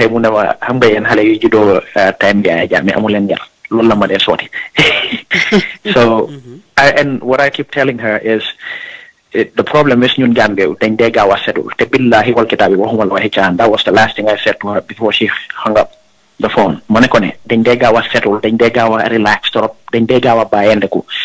Like lu ñëw rek kopp suñ ko ñu toog ne bii ñu jàppa si yàlla rek. Understand nga?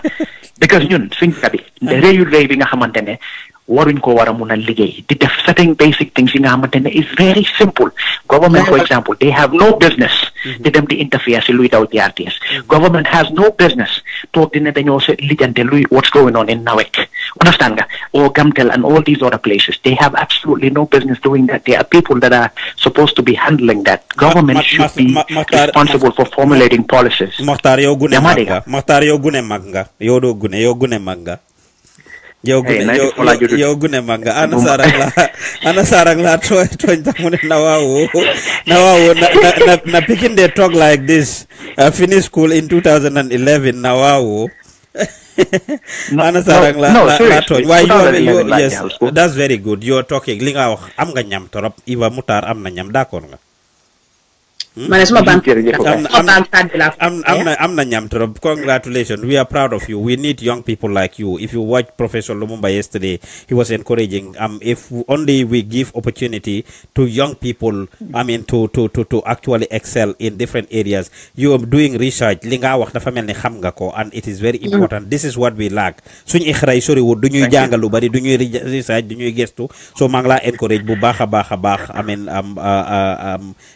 ci li nga def te bëgg naa la jokk inshallah jokkuma ci suuf Mutar su ko defee ñu seet lan la ñoo mën a def inshallah amin yow li ma sa problème waxtaan de ni rek nga dog boromam Mutar mu ngi ñëw pour wax give him the time to express himself. This is what that Mutar is your new darling.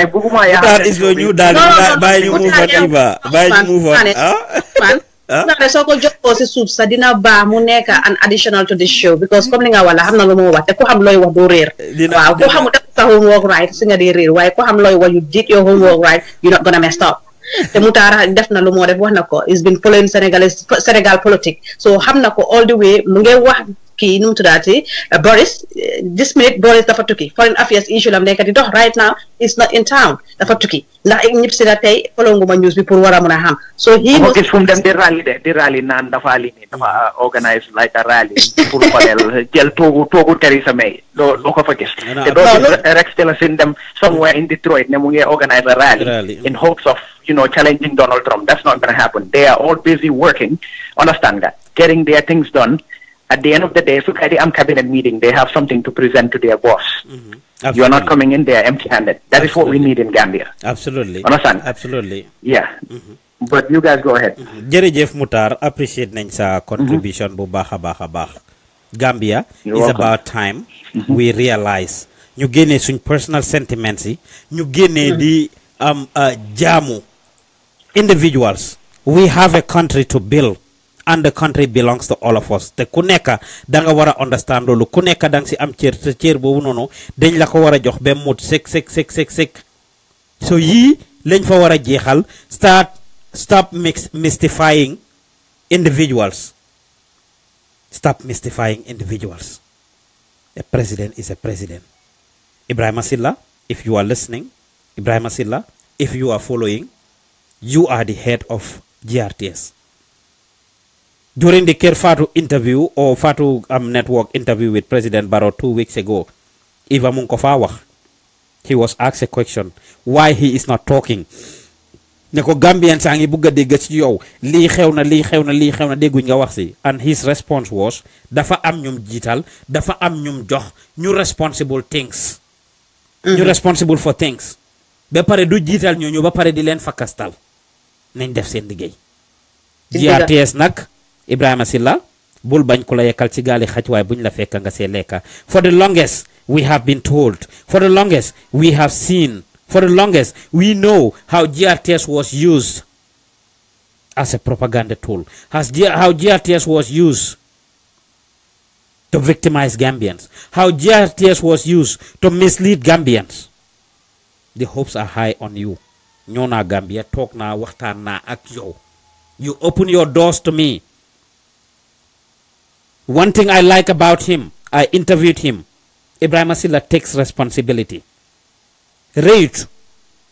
fum mistake, fum daanu, d'accord na ne dafa daanu fofu. Loolu nak mu ngi eesoon few months after he took over office is when I went there. July of last year, right now it's what? Ñu ngi ci February dugga ci March. May, June, July. In the next 3 months, mu nekk 1 year. So he has been at GRTS only about a year. Just like the government. His position is as old as the Gambia government. The government of the the government of President Adama Barrow. And as a result, changes that they am. Wecceku daf they am.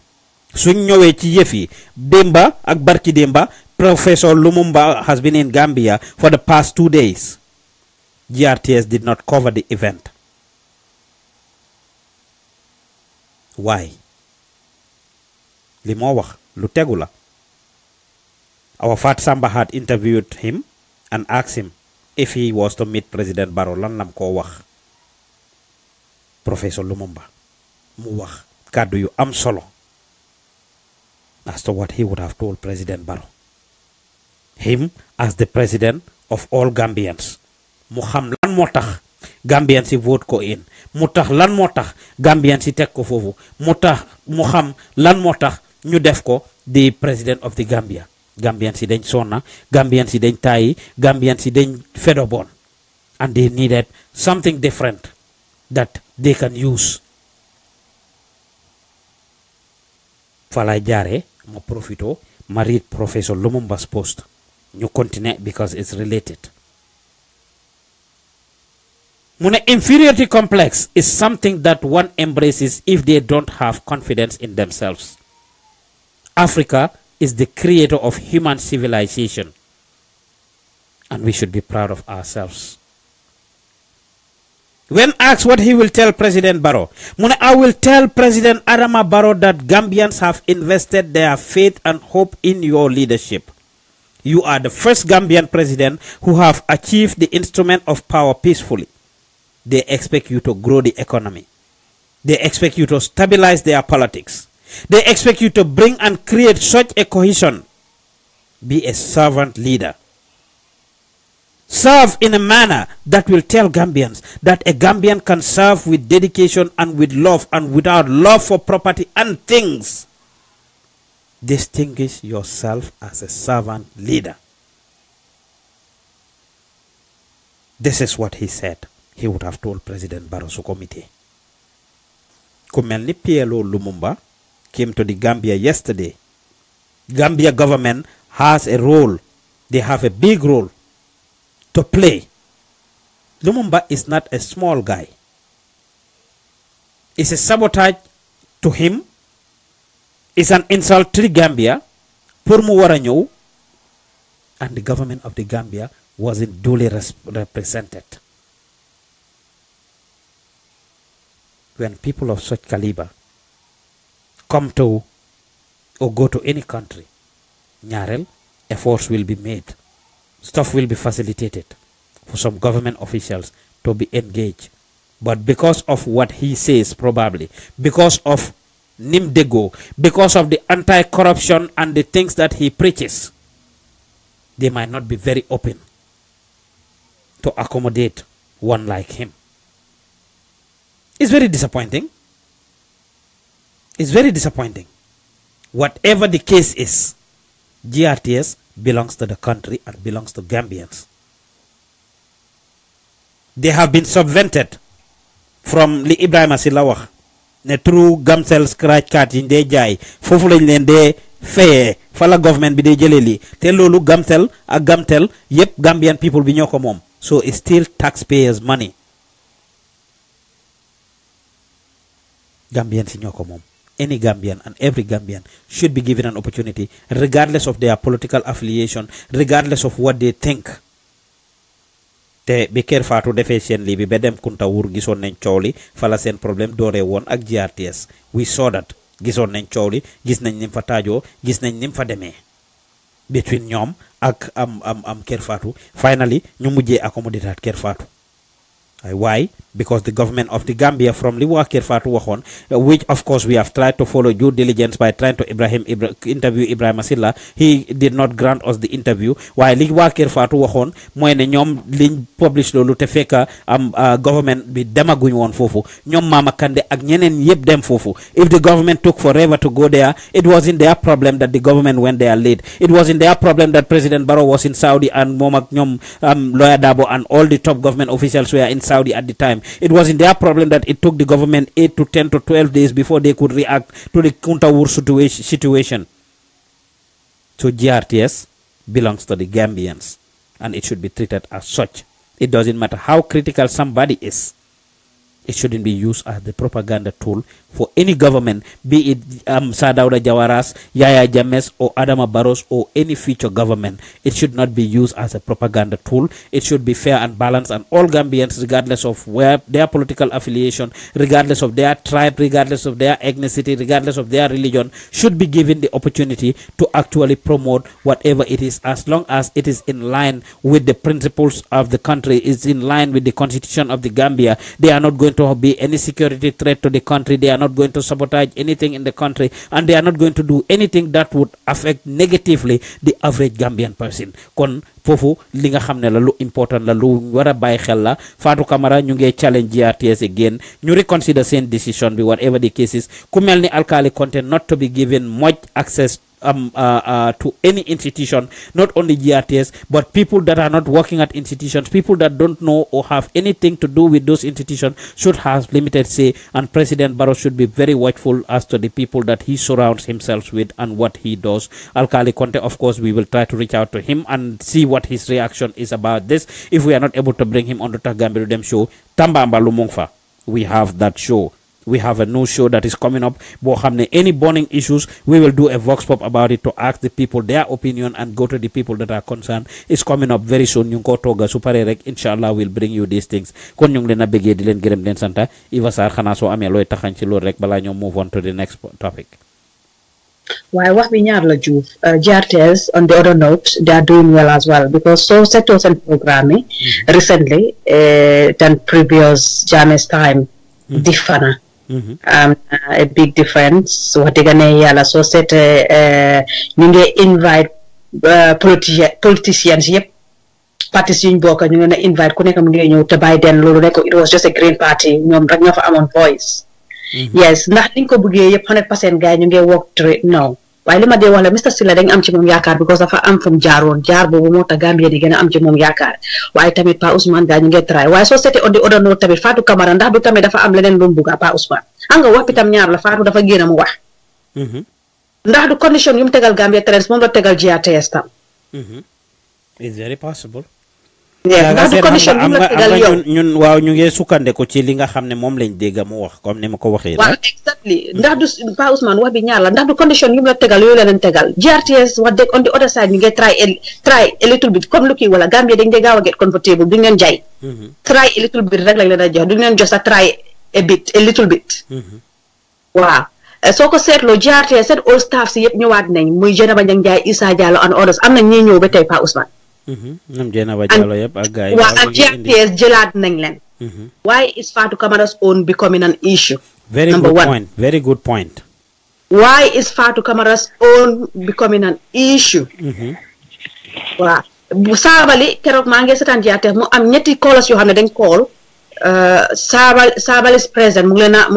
leen a lifee naka la tuwaate mu ngi make gars yi agitated ñu ne mënuñoo seetaan télé bi waaye kooku Halifa Sallah lu mu leen tontu mu ne bu ñoo dellu ci démba duñ jéggale te Gambia bu ees bi dañ bëgg a ñëpp ñu fàtte démba waaw boobu xëy na du dossier tey waaye Fatou Kamara lan la tegal GRTS ba tax tey mënuñ koo jógunte ba pare Fatou Kamara programme am bi moom si boppam maa ko dégg nii kenn waxuma ko bu mu noon def noonu mu ne dañoo toog ñuy connect it seems like ne Fatou dafa bëgg a jël GRTS according to moom nu mu ko waxee ci on maa ko déglu de mu ngi jox TFM more opportunity than GRTS itself because Fatou mu ne dafa recruit ñu dégg olof nekku ne dafa beddi waaye ñu dégg olof la moo recruit du mbiri xaste du mbiri dara mu ne because Sénégal seen olof yi ak ñun suñ olof yi du benn maa ko dégg ni mu ngi koo wax waaw so loolu noonu tam Pa Ousmane there is a lot loo xam ne xëy na investigate uñ xamuñ ci moo ba pare imaginal Fatou Kamara shouldn't even snatch that name yeewu leen dafa am fu comme li mooy Gambien yi nañ dee create Fatou Kamara comme li nga wax she's a weapon boo xam ne Gambia dañ ko need she is good as am na benn post boo ko no matter hate her or love her she's good in what she does she is good comme ni nga ko wax la asset nag dafa am fu moo am Fatou Kamara comme li ñoo wax la Gambians yi nga xam ne ñu ngi expose ñu ngi am Fatou connection am rek alone mënoon na moo romba fii waaye tamit li ñëw wala Fatou could have come to GRTS mu nekk ci news team bi mu nekkoon ñoo xamante ne moom mooy nekk ci news team bi nekk yow mit nga team bi Pa Ousmane Gambian si ñoom wax nañ la seen problème ñu ñoo jokkoon te Fatou Kamara should have volunteer pour mu dem foofu noonu su fekkoon ne amul dara lu ko lal mu dem fa volontaire wala ne our television is crap te loolu su taxawee mu def ko Gambian yëpp ñoo ko votal pour mu dem fa ba pare Fatou mu doon na moo nekk di head of the newscasting team bu nga xam ne mu ngi indi Gambia képp koo xam ne mu ngi read news Fatou si ondaam ngay jaar pour nga mun a prosper wala pour nga mun koo def right Pa Ousmane because by then rek daan struggle ñu dee read news comme lu mu taal wala Gambia television was just like xaw ma man su ma ko seetaanoon dama daan mer trop because ñoom ñoo ñu daan represent dangaa ne ñi ñooy Gambia honestly Fatou mu noon na moo def Fatou si boppam am na benn programme boo xam ne mu ngi ko seetaan moom si boppam mu ngi doon wax loolu ne mu ngi meko bu si biir studio bi moom xam na GRTS very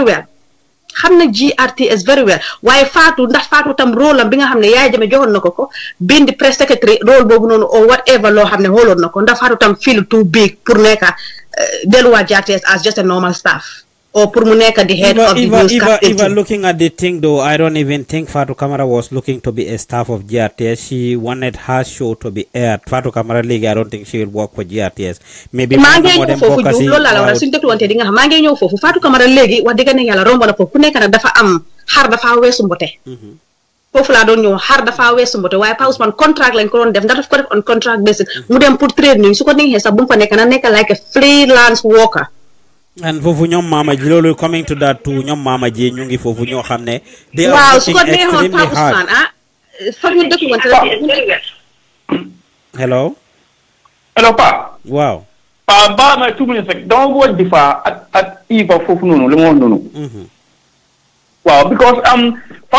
Fatou Kamara dafa demoon bi mu demee GRTS was alive.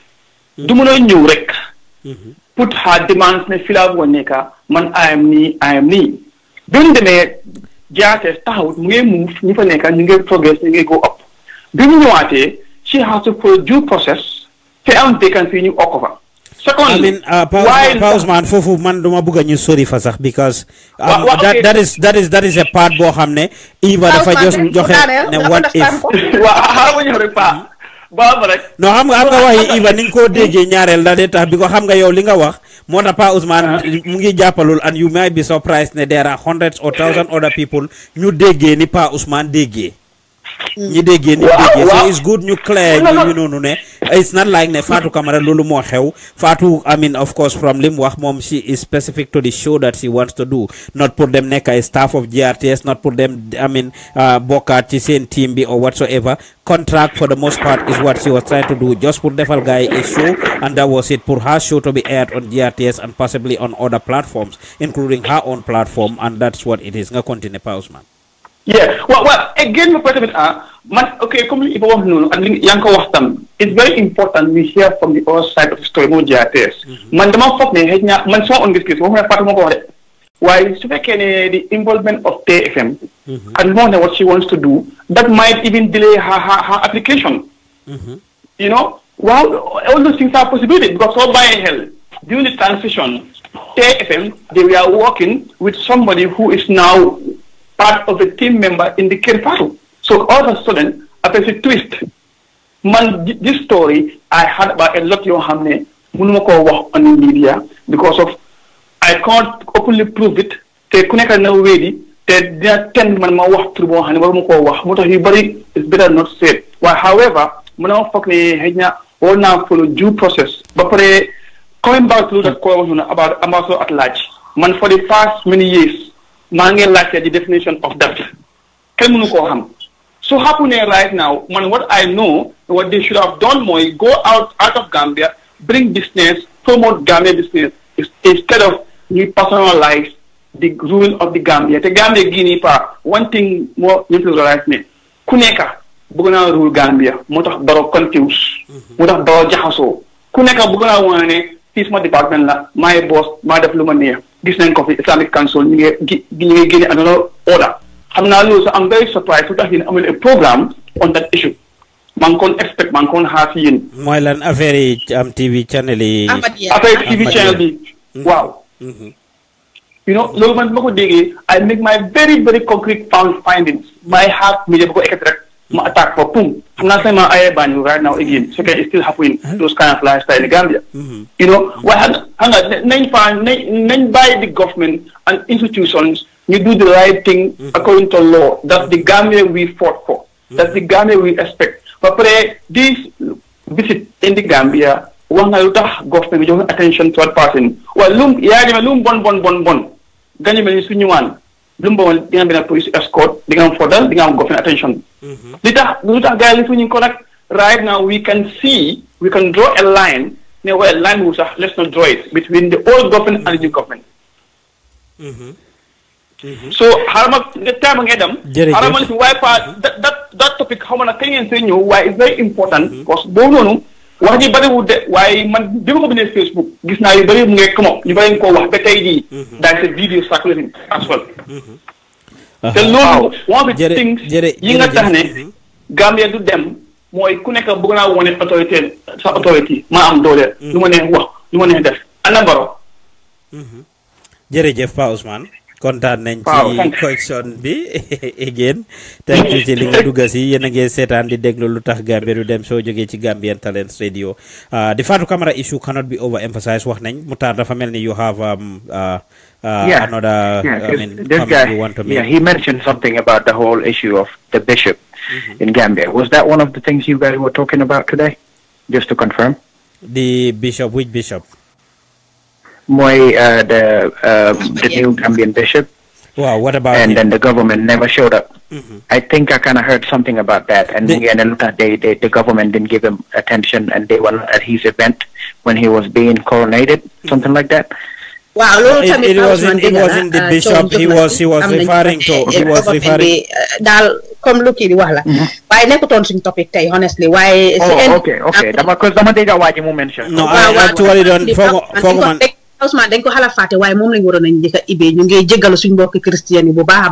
baax bishop boo xam ne for the first time Gambian am ko waroon nañ ko ibee waaye li nekk suñ table bi dafa bari week bi ba nga xam ne you have seen time now ñu ngi run out but still Fatou Kamara issue bi last week ñëwuñ suñ skibee rek lii la dee am yu bari daf dee ñëw Eva Lolo we have actually covered it, we have given it exclusive coverage covering it and then like waroon nañoo because we have given lima wax mooy because ñoom am nañoo ne ñu ngi def debate di wax ne government bi dañ tuutil Christian fekk Adama Barrow demul yónni wut ñu am fula ak fayda pour ñu dem nekk fa waaw loolu la wax ni ne la we have given dañ balance de bu fekkee juliti xewle nañ diine lii dafa Ousmane dafa métti sa ka religion boo xam ne bokkuloo fa su ñoo waxte yàlla tax rek waroon na cee dem ba jeex moom Adama Barrow waaye mooy loolu daal xamuñ lu tax demut wala comme na ko ngeen di waxee yooni wut important ku dem represent wala Gambie ni fulaaluñ ko bu baax because of the diine christian nit ñee ko wax te su ko nit ñi waxee plateforme yi war nañ koo pick ñu war koo debate Gambia ak Gambia ñaari religion lañ fa am muslim ak christian ñoom lañ fa am te dañ bëgg a jàpp here's the number one issue I have and people might not have paid attention to this. When Christmas came, under normal circumstances, the president would deliver a Christmas message in every country. Understand it? Monday, you guys correct me if I'm wrong, I am yet to see a Christmas message from this new administration. Understand it? I haven't seen Adama Barrow from Korea. Now, I believe around that time he was in China. But here's the thing. When you're leading your people, understand it, you lead from everywhere. Don't make it you want to get you are still a leader. Okay? If I have to make a pre-recorded message, new safe call, on the day of the occasion, GRTS them echo, I will have to do it as a leader. It doesn't matter if I'm going to around the world. Understand? If understand that. If the president can deliver a message on Air Force One, for example, understand that. And or to them somewhere else, they will leave a message on an occasion. In Gambia, the Christian population in Gambia is very vital. Understand that they are one of us. Christmas fee. Can you imagine how many Gambians diaspora travel all the way back home? You think they just went back for the family? It's because of that Christmas tradition. Understand that? I'm Christian, but those are the people I went to the same school with. Those are the people I hang out with. Understand that? If I were in any trouble in hospitals, school the least we can do is appreciate them on their day. Absolutely, very true. Understand that? Whether he was in China or he wasn't, understand it. And if not anything, There's the vice president. Where was the Christmas message from the vice president? I didn't see one.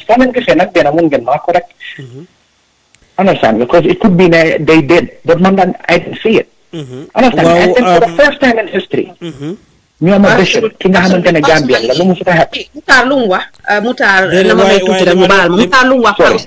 Mutalung what degala muta is part of the panel right now because mu stay Pa Ousmane because li ñu bari joytu nañ ko ci suuf Christians sax joytu nañ ko Pa Ousmane dafa nekk na ñoom seen noise bari wul waaye ñu ne Adama Barrow according ñu ko ñu bari waxee London fii def nañ seen celebration the video is there the evidence is there wax na ko Adama Barrow joxut Christian yi cër ñoon la ko gaay waxee because lu em ni waroon na moo yónni something koo xam ne it's a powerful key public figure mu dem represent leen the Gambians didn't do much oote nañ London di turnout wasn't great am na ñu leen uyu ji nag waaye sofantal nañ leen seen bés bi dëgg rek la moo neex yàlla Pa Ousmane yow sa boppa léegi wax nga ko nga ne cover nañ ko is that what you have to say cover nañ ko waaye bés bi tey ñii lañ waroon a liggéey because su fekkoon feeti juliti la su fekkoon feeti juliti la because lii is the first time it is happening in the Gambia bishop the first bishop ñun ñëpp war a mun a ànd celebrate ko waaye there is a little bit of biasness in here honestly ñu wax ko I am a Muslim as well waaye la kum dina ko moom la yàlla wax believe in what you believe I believe in what I believe waaye seen bés bi waroon leen ko waroon a soppatal bii ne bishop ñëpp si waroon a ànd dem jox leen li nga xam ne mooy seen wàccuwaay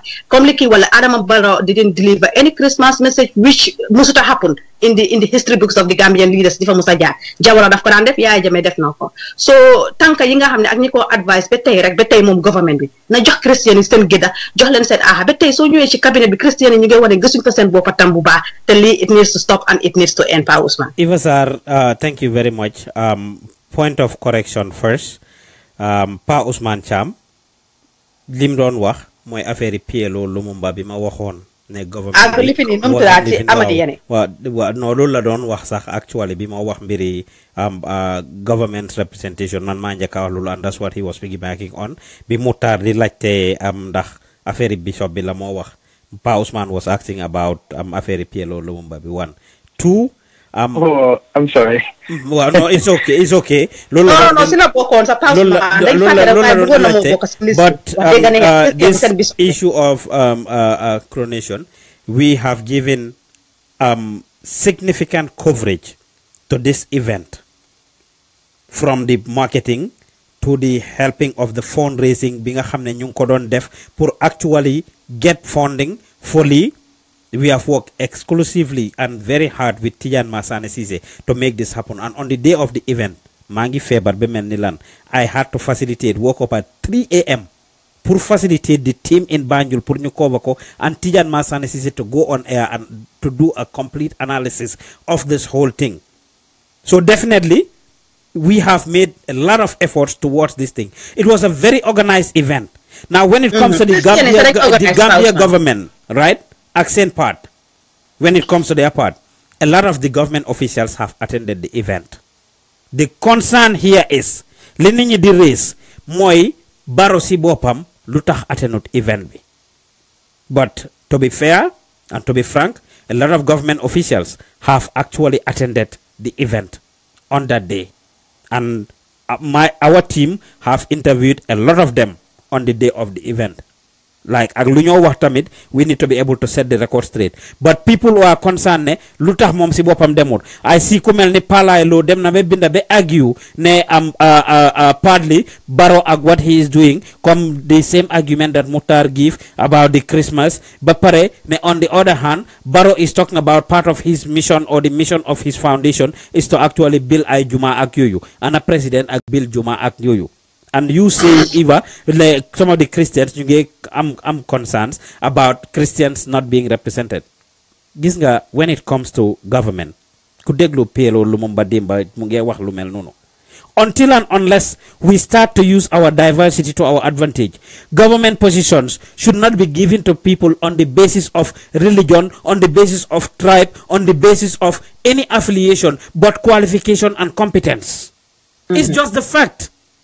So lolu, I agree. Any Christian book argue lolu itamit, yange argue lo wata argue. Any Muslim biko argue itamit, yange argue lo wata argue. Any Wolof bu argue ne all of you are not represented, yange argue lo wata argue. Any Jaranka wala Badibunka bu argue ne Badibunkas are not represented. People should not be given any government position based on what they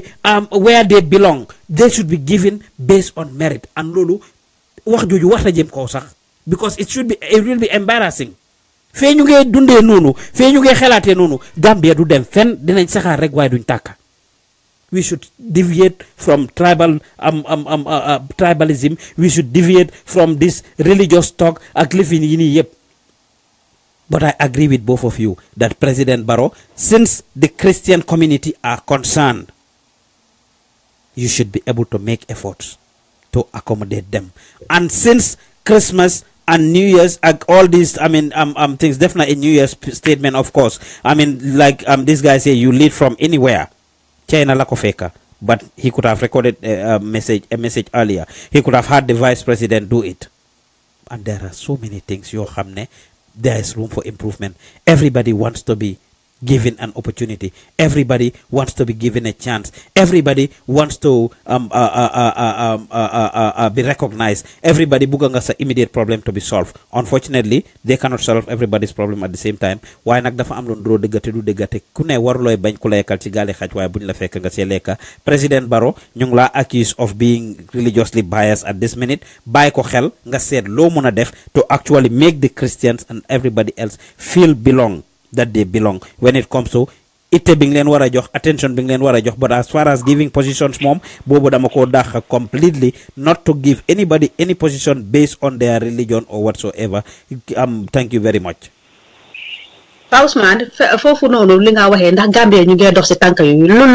Lumumba wax loolu ànd naa ci yow 100% waaye ndax Gambia ñu ngi demee ak yoon boobu loolu tam is another question, because at this minute they are not employing people based on merit. ñun ñëpp xam nañ loolu, because su fekkee merit la Mutar have a position in the Gambia, waaye comme li ñoo wax la are they employing people based on merit? Is that the system? If that is the system, I agree with you, waaye system boobu su fa nekkul nañ jël système bu fa nekka bu fa su fekkee loolu moo fa nekka te Gambia since they are not employing people on merit, Christian itam Pa Ousmane on the side nañ leen gis jox leen seen wàccuwaay ba mut sëkk. Hello Kola. Hello, salaamaaleykum. Waaleykum salaam. maa ngi leen di nuyu Pa Ousmane. nuyu Iba, nuyu Makhtar. suma maam boobu noonu. ñu ngi laa fay bu baax a baax di wax ne programme bi merci na. neex na man la Anna Sarr. xam nga man aw ma ay nëbb yi nii di nëbb ay dama faj ba yàqu Iba Sarr li fi dina yi nag loolu ñoo ko xamee tam taram bi day yàlla dama faj ñu wax dafa ji man nef suñ gune gi de Iba xanaa du loolu la de waaye nañ continuer rek demal boobu dinañ ko wax amuñ nga ma bañee nañ continuer ne ko amuñ heure ñu continuer li ma wax mooy programme bi interesting na waaye xam nga yéenay Gambians yi ni ma ko gisee man Pa Ousmane o même dama ragal bañ a wax Afrique ma tooñ yeneen dëkk yi waaye war naa mën a wax suñu waa dëkk parce que notice naa ko ci ñoom nekkul rek ci yëfi government or anything, even in our day to day dealings danga gis ne li ñu amut li ñu lack most of the time te nga xam ne it's always at our own detriment mooy patience musuñ koo am te mënuñ ko sax te suñ ko taraayee tuuti benn few minutes jóg nañ naaw mënuñoo patience daal amuñ ko ba tax na saa yu nekk ñu leen di wax ne nañ def ndànk ak government bi number one ma dama bëgg a ñëw si bu Fatou bi sax force li ma doon binda si ren loolu mooy am na ñi nga xam ne nii problème bi mooy ñi nga naan waaw Fatou dafa dem foofu xëj na bugg a special treatment and so and so xam nga mën naa am demeewut noonu waaye li ma wax man Anna Sarr si issue boobu mooy su Fatou Kamara jógee dem di laajte di demand certain special treatments from Gambia war na ko faa mun a am Pa Ousmane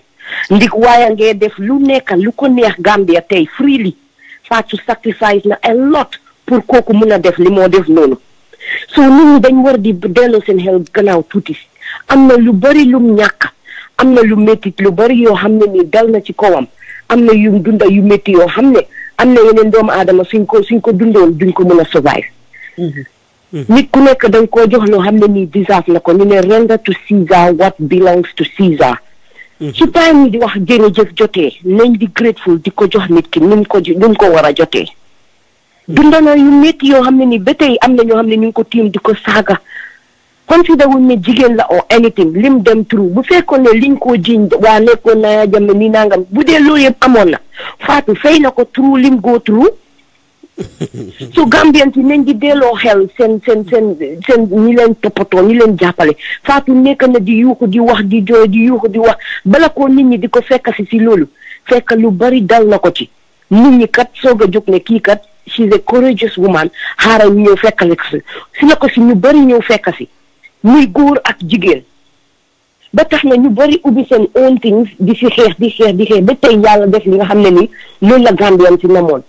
ana problème boobu lan moo ko njëkk a start pour Gambia another muy impatience bi ma doon wax ndig Yaya Jammeh ñëw na rek génne Jawara ñëpp ne hee kii moo dëgër fit bu nangam sangam rek taamam lii mu pare na ñu ne ko ne waa léegi yow sax dañ la bëgg a jox suñ dëkk bi waa léegi simeekul nekk si biir ñan jox ko dëkk bi yéen xamu leen ban façon nit la impatience bi maa wax ba tey moo ñu indil problème yooyu yëpp you know so dañ dee always war a toog tuuti ñu réfléchir xalaataat bu baax problème yi ñu daan am fan la daan jógee lan moo ko daan cause ak yooyu waaye kaluñ ko ku nekk su dara nuroo dara rek nga gis ñële topp yuuxu ñeneen ñi wax nga digg kay nii nangam ñu ngi naan am na ñeneen ñi nga xam ne jógee woon nañ GRTS delloo si nañ leen sax waa lu tax bu Fatou bi di am problème bu Fatou bi war naa mën a am problème parce que bosam waruta yombee noonu ndig Fatou bu démba bi nekkoon GRTS ak Fatou tey bi war a dellu GRTS bu dee dañoo waxante dëgg rek Pa Ousmane du benn biñ ko ak Sénégalais yi lim ñu rawee saa yu nekk ñu wax ko ñu naan biñ leen di wax loolu rawuñu ankay akan ñoo raw nekkul ne rek dañ ñu ëpp ay resources or anything moo tax ñu raw ni déedéet ñoom dañ dee gis fan la seen interest nekk ñu toppa ko luñ ci góobee gar ko Gambien bi nag dañ dee toppa pride rëylu yonente bi sallallahu alayhi wa sallam xam nga lu mu wax ci pride Pa Ousmane mu ne am na loo xam ne nii nit ku ko am a grain of it doo dugg aljana ñu ne ko yow Rasulullah lan mooy loolu mu ne a little bit of pride ku ko am doo dugg aljana pride ku ko am yàqule aljana naka Allah yàqule àdduna so nañ bàyyi di proud lu nit ki lu ku nekkal luy sa gëdda ñu jox la ko rek Gambia dina dem kanam su boobaa benn problème du am waaye ku nekk da ngaa digga kii bu mu ñu gëteen nekk si online lii bi rek amuloo sax télé bu correct ni nangam seetal kooku liggéeyam bi fan la yóbbu sa dëkka yow mi toog ba am doole kooku coono gi mu daj ba yow nga am position boobu nga xam ne kii contribute na si nga jox ko gëdda googu noonu appreciate ko won ko ne ko kat appreciate nañ ko Fatou tey bu demee Gambia di bugg a ko dogo ci gannaawam moom war nañ ko koo mun a jox war na ko am Pa Ousmane ndig yelloo na ko man foofu rek lay tegee wax boobu noonu leen li ma wax can I just say something baax na Muta Aïcha waxal cay Muta man lay baaral ma de I was just gonna say that man personally understand I sincerely believe that every Gambian is entitled to use GRTS without getting any form of special treatment. Tell you now here, understand that. Man hanga fan la amé problem. If what Fatu is requesting, it takes her 6 to 8 months to get it, I find that as a problem, and I'll tell you why. GRTS nekun na dañ am too many people ñu leen nekk demand to a point bi nga xamantene like Fatu has to queue for so long. Xam nga li ma la jema explain. Even mun ko don wax sanka. No matter how long it is, within a 3-month period, she should have been able to get an answer. Either one, we're accepting what it is that you proposed, or we're not. Video. We've all heard her side. GRTS, they've been quiet. Ibrahim sila mungi nopi. For Daniel was very simple. Na GRTS come up with a counter. Johana Mukhtar Al-Anans right now. I already sent a message to the team on the ground for them to actually follow that up. Within the next 2 days, we'll be reaching out to Ibrahim Silla to actually get his side of the story. So, Johana ndigal be pare. Lolo already been na ko pare. Mutar li mo digalam ba doguma la yal na bu la dara dog yal na nga mutal sa life ba nga nekk mag boo xam ne nii di nga continuer di njëriñ sa askan mashallah ni commencé ni nga di ko def already sa wax am nañ solo lool tubaabakala yal na la yàlla lafal cat waaye li ma wax mooy pour ñu stand on that ground di wax ne Fatou waxuñ ne ba tey anything special dama joxe exemple ne nit ñi li ñoo spéculate ne ku dem mu ngi laajte yu rëy moo tax affaire yëpp di ko si su doon loolu la tamit dama ne war na koo am foofu laa bés ma pour ñu correct xam naa ne yow Mutar understand nga li ma wax waaye am na ñu dee def léegole comme ni ma ko impatient ba ma doon wax jomp nañ bu yàgga ne xanaa Fatou mooy kan ñu nangam waxuma ne Fatou loolu la def de man dama ne su fekkoon ne sax loolu la doon def war na koo am loolu tax bu Iva waxee Pa Ousmane dugga si ma correct loolu bu yàgga Pa Ousmane Diouf am nañ another caller on the line. Very difficult. Hello caller. No, I have no lan moo ko yomb. Waaw. Kaw Ousmane mais ma suma li point parce que dama bëgg a ma déglu leen nga naan hello caller man doo ma fi téye guddi na mi ngay bon ñun ñu ngi xam nga ne Iva léegi gaawal tënk ndax waxi Fatou gi yow yàgg naa la ko wax biñ commencé ci Fatou nga waroon a dugg ci wax li nga wax ci Fatou moom duy def loolu moom dafa bàyyi ba nit ñi di tënka man texte naa la Iva sax si suuf Iva seetal lu ma la texte ne la ñu tënk ana door a dugg si mii moom ci yii rek laa dox demal Iva seetal lu ma la texte WhatsApp teeluma yit ne ñu on ni kon dinaa dugg teeluloo yi yow ak li fi wax yëpp teeluloo yi nga Adama ana sax waa baax na continuer waa tënkal rek dama foogoon ne duma wax waaye duma gisee ñu naan waaw dëgg la ni nangam Fatou lu tax mu wan ni si laa war a bugg a dugg ne xaaral tam ma wax li suma pour wan leen ne nañ delloo suñu xel ba pare ñuy grateful tuuti xam nga alquran bi wax na ko few of us are grateful ñun ndaw ñi dee grateful si any situation bi bari li ko waral loolu mooy faate moo tax nit ku nekk si any situation boo fekk sa digganteeg doomu aadama rek toogal tuuti nga xalaat kii ban time la ma nekkoon happy ban time la nekkoon lu def lu beneficial suma life su dee yooyu yëpp nekk na lu tangible yoo xam ne ni make na a difference in your life nga appreciate loolu kon kooku tooñ bu mu la tooñ duñ ko baalaal nit ñi dañ war di delloo seen xel gannaaw li ma doon jëm a wax si next issue bi mooy woon Adama Barrow ak all these religious things Pa Ousmane li gën a gaaw ci oo fitna ci dëkka mooy yëfi religious and tribal things like this yéen xamul leen li nekk on the ground you shouldn't just jump and start saying okay Adama Barrow mu ngi bias ni nangal sa déedéet gis nga su bias on ba mu nekk lu xam ne ni mu ngay affect other religious sects yi nekk Gambia Pa Ousmane ñooñu dinañ jóg wax parce que ñoom xam nañ ne dëkk bi muslim yi kese moomuñ ko bu doon Islamic State sax ba tey dañ koo habit ak ñun ñoom am nañ seen voice so dangaa gis ne gannaaw ñoom seen kilifa yi génnuñ ñu ne li xam ngeen ne Adama Barrow naka ñuy dugal bishop lu mag lu mel noonu gisu leen ko fa war na la woon ne am na lu rëy lu ko téye Pa Ousmane parce que boo ko xoolee rek man nekku ne dama ko support or anything like this di nga xam ne ku am yar la ba pare ku bugg a jox nit ku nekk giddaam la waaye liggéey bi nekk ci loxoom diis goo xam ne again Gambians yi nañ try patient tuuti ñu bàyyi sawti bawti bi di jóg di yuuxu nga buñ koy continuer di def dara lu baax bi ñu dikkal maara day taali nañ di dal tuuti waaye lu ndaw lu nekk su ko kii joxee point bi que li jóg ne xaaral ma support because waaw kii li mu wax na dëgg ndax yow toog nga xalaat si lii there might be something behind it moom yónnee na ay nit and everything like that yéen su ngeen gisee ne Christian nii ñëguñ wax Pa Ousmane mu mi nekkoon Adama Barrow def na loo xam ne si yoon yéen askan wi ci kaw xamu leen ko bu defoon loo xam ne nii jaarut yoon xam nga ne leader si Christian leader si church yi nekk Gambia kenn gënu leen a dégg olof soo déggee Christian yi ñuy wax sa ñoom ñu di dégg olof génnoon nañ wax naam maa ngi laa dégg ñun we have a responsibility to inform people with accurate information. Yeah. lépp luñ mun a def ñu ngi cee góorgóorlu to get to that level. amaana nag ndax askan bi am nañu raise that concern yes. amaana ndax Christians yi am nañu raise that concern yes. It did not officially come from the leadership. It did not come from the leadership. Yes, but then that's what it is. Come for example, Wada hotels they are not leaders of the ana luma min lolu moy evidence bi lay gene ñu wax ko no ki ñoo seetaan right now kay waaw manela dega nga li Ivo wax ñi nekk London la ñooñu they are not in Gambia li observe la moy ñoom Adama Barrow ñoom loolu rek na xari na leen waaye li ma wax mooy leaders of the church su fekkoon ne li déggowu ñok waa Adama waa State House si ron Pa Ousmane ñooñu dinañ rees seen naxar te kon su boobaa am nañ right pour def loolu the government was represented and a statement was even read on GRTS where Adama Barrow actually congratulated the bishop and everything lolu yep man wax na ko fini but then physically he was not present and that is what they would have loved to especially comme liñ wax ci Lumumba rek ci gannaaw this is an event bo xamne do with all due respect the first Gambia this is a position that a Gambian never held bi Christianity duggee Gambia ba tey so this is a da nga true xam lan Gambian moo ko pride téye moom Adama Barrow physically ba mun fa ñëw moom nit la di Anna we are not disputing loolu kii moo ko gën a busy naka Theresa May moo ko gën a busy Anna we are not disputing loolu waaw mun naa mu am ganta Eva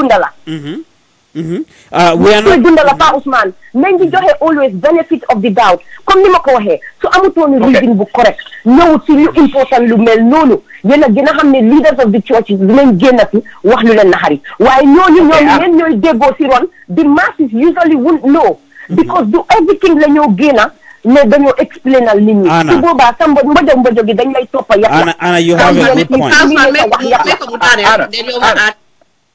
Pa Ousmane may ko mu daaneel then yow nga aat pour déggante bi mun na neex su ko defee ñun ñëpp ñu understandante she has a point we also have a point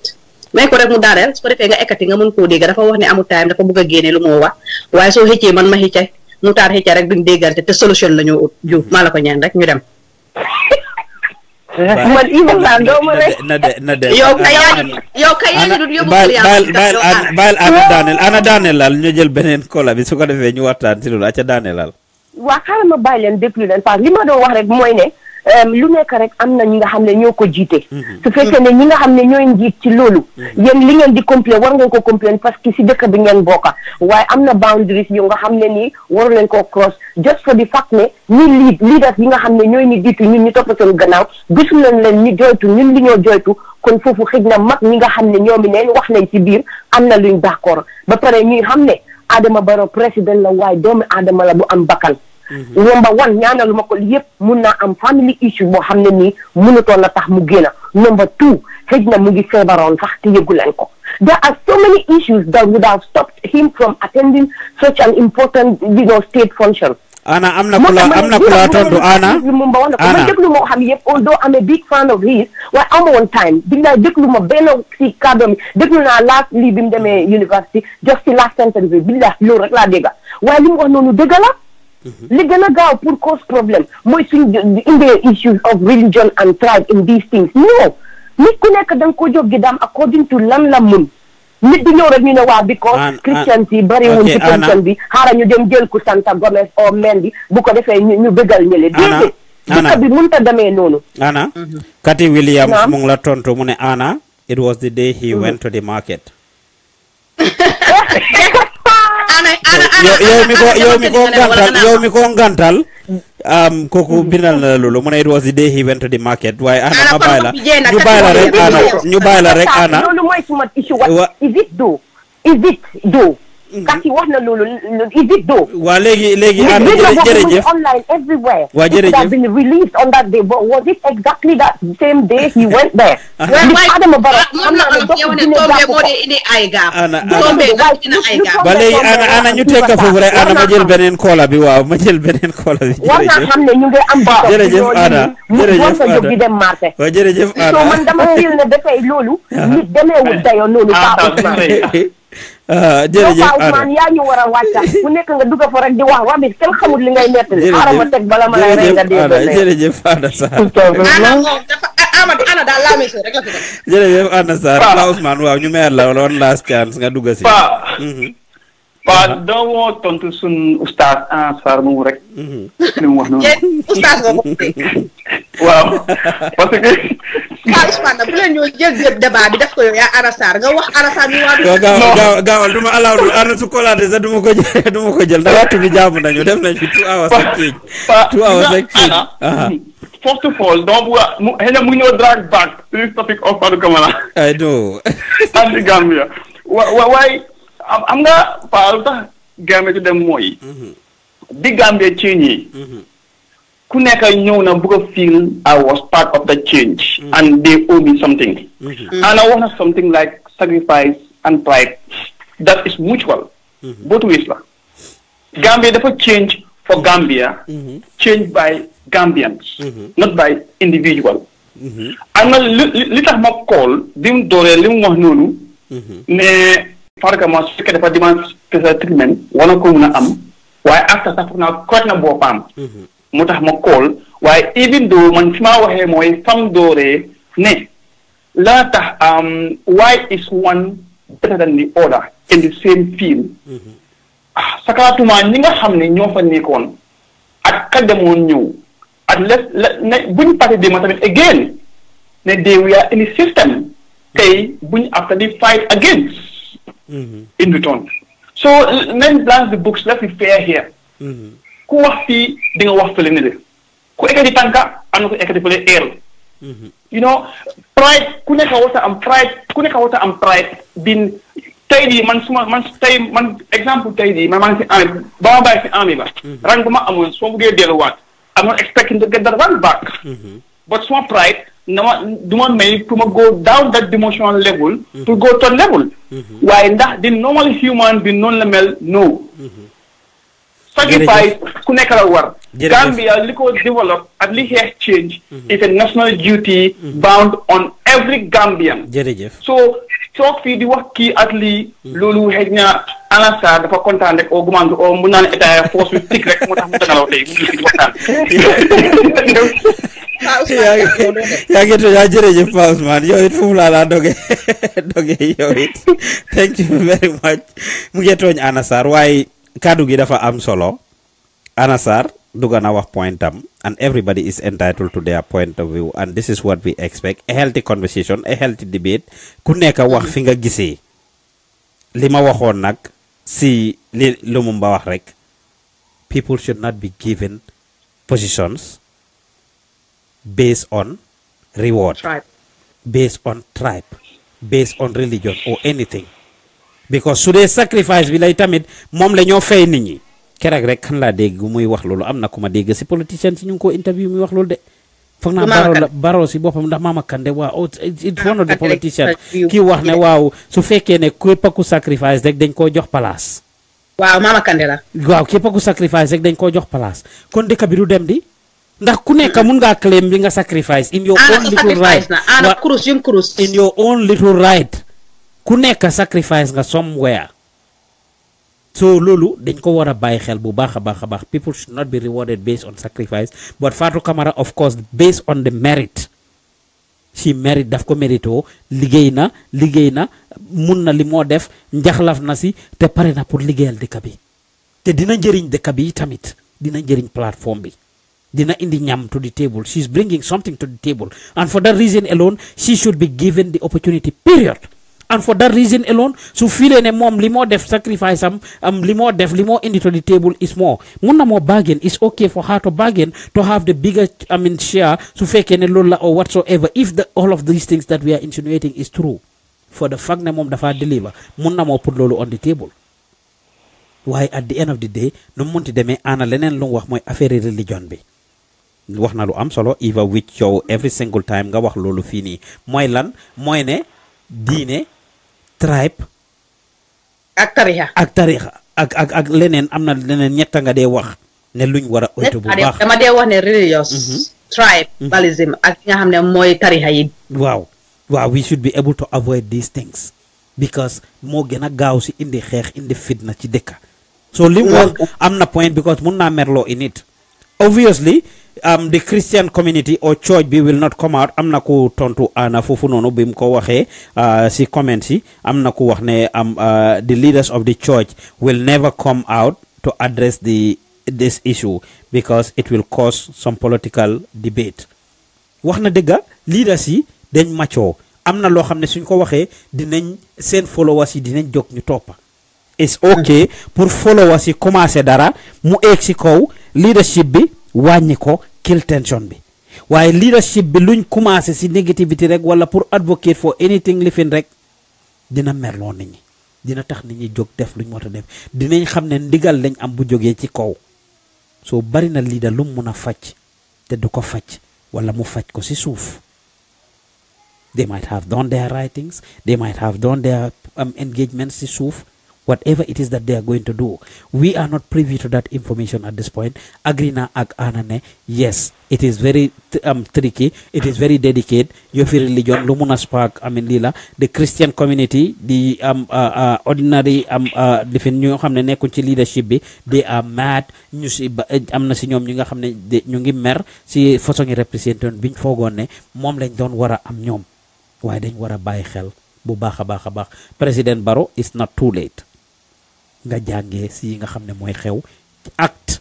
to make sure it is corrected comme next Christmas bëgg na ñoo gis mu génn wax comme when the Christian have other stuff gis nañu bëgg na ñoo gis mu génn pour address these things once mu ngi fix rek people will be okay nit su bëggee dara nga def ko rek dina bàyyi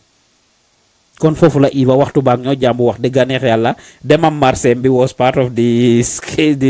schedule ak everything boo xam ne dañ ko doon war a wax waaye foog ñu taxañaat rek ci jamono ji nii ndax waxtu bi jàmbu nañu we've been here for over 2 hours ba pare guddi na is after 1 o'clock foofu noonu ci Europe and other places and we just need to tënka yëf yi because su yàggee tamit du amaati ñam su ko defee ci beneen jamono ñu indi ko ñu boole next week ñu boole li nga xam ne moom la nekk di def for the past 2 weeks or 3 weeks ñu discuss ko in detail moom président Barrow yi nga xam ne génn na foofu noonu ñu waxtaane yooyu képp koo xam ne yaa ngi ñoo déglu yaa ngi ñoo seetaan ñu ngi lay béggee di la gërëm bu baax a baax lu tax Gambia du dem show ngeen nekk di déglu ci Gambian Talents Iva Sarr ak Pa Ousmane nekkal leen ci gannaaw microphone bi xanaa Iva ñu bàyyi mu taar rek moom su fekkee ne am na anything lu mu bugg a aat before ñu taxanjee fii rek su ko defee maak yow ñu def suñ final analysis balaa mu taar am nañ nada kola balaa ñoo bàyyi mu taar rek ñu jël ko hello kola déedéet hello kola hello waaw hello asalaamaaleykum nuyu naa ñëpp gërëm ñëpp sant ñëpp di leen wax rek ne leen fii la moo xoyom foyome ñoxor nuyu nañ la ne ko ñoxor nuyu nañ la déglukat yëpp nuyu naa leen ñu ngi laa bëggee waaw xam naa am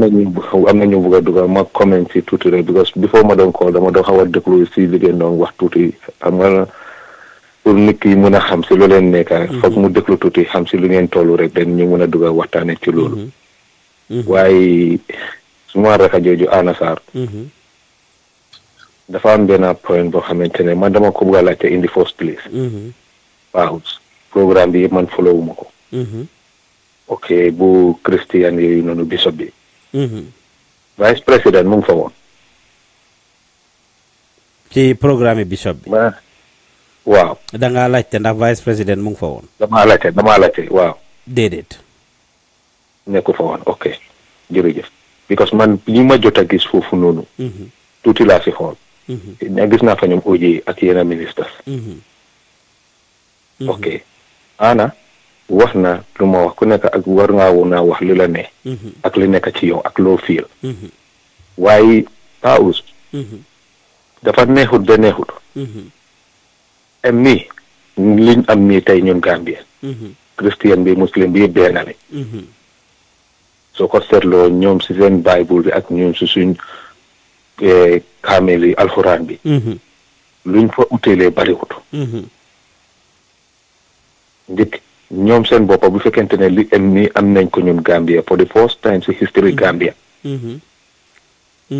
wax digga nekk yàlla Adama Barrow su mënutee dem mun naa delegate vice président am dafa mel ni ki ne président a teew waaw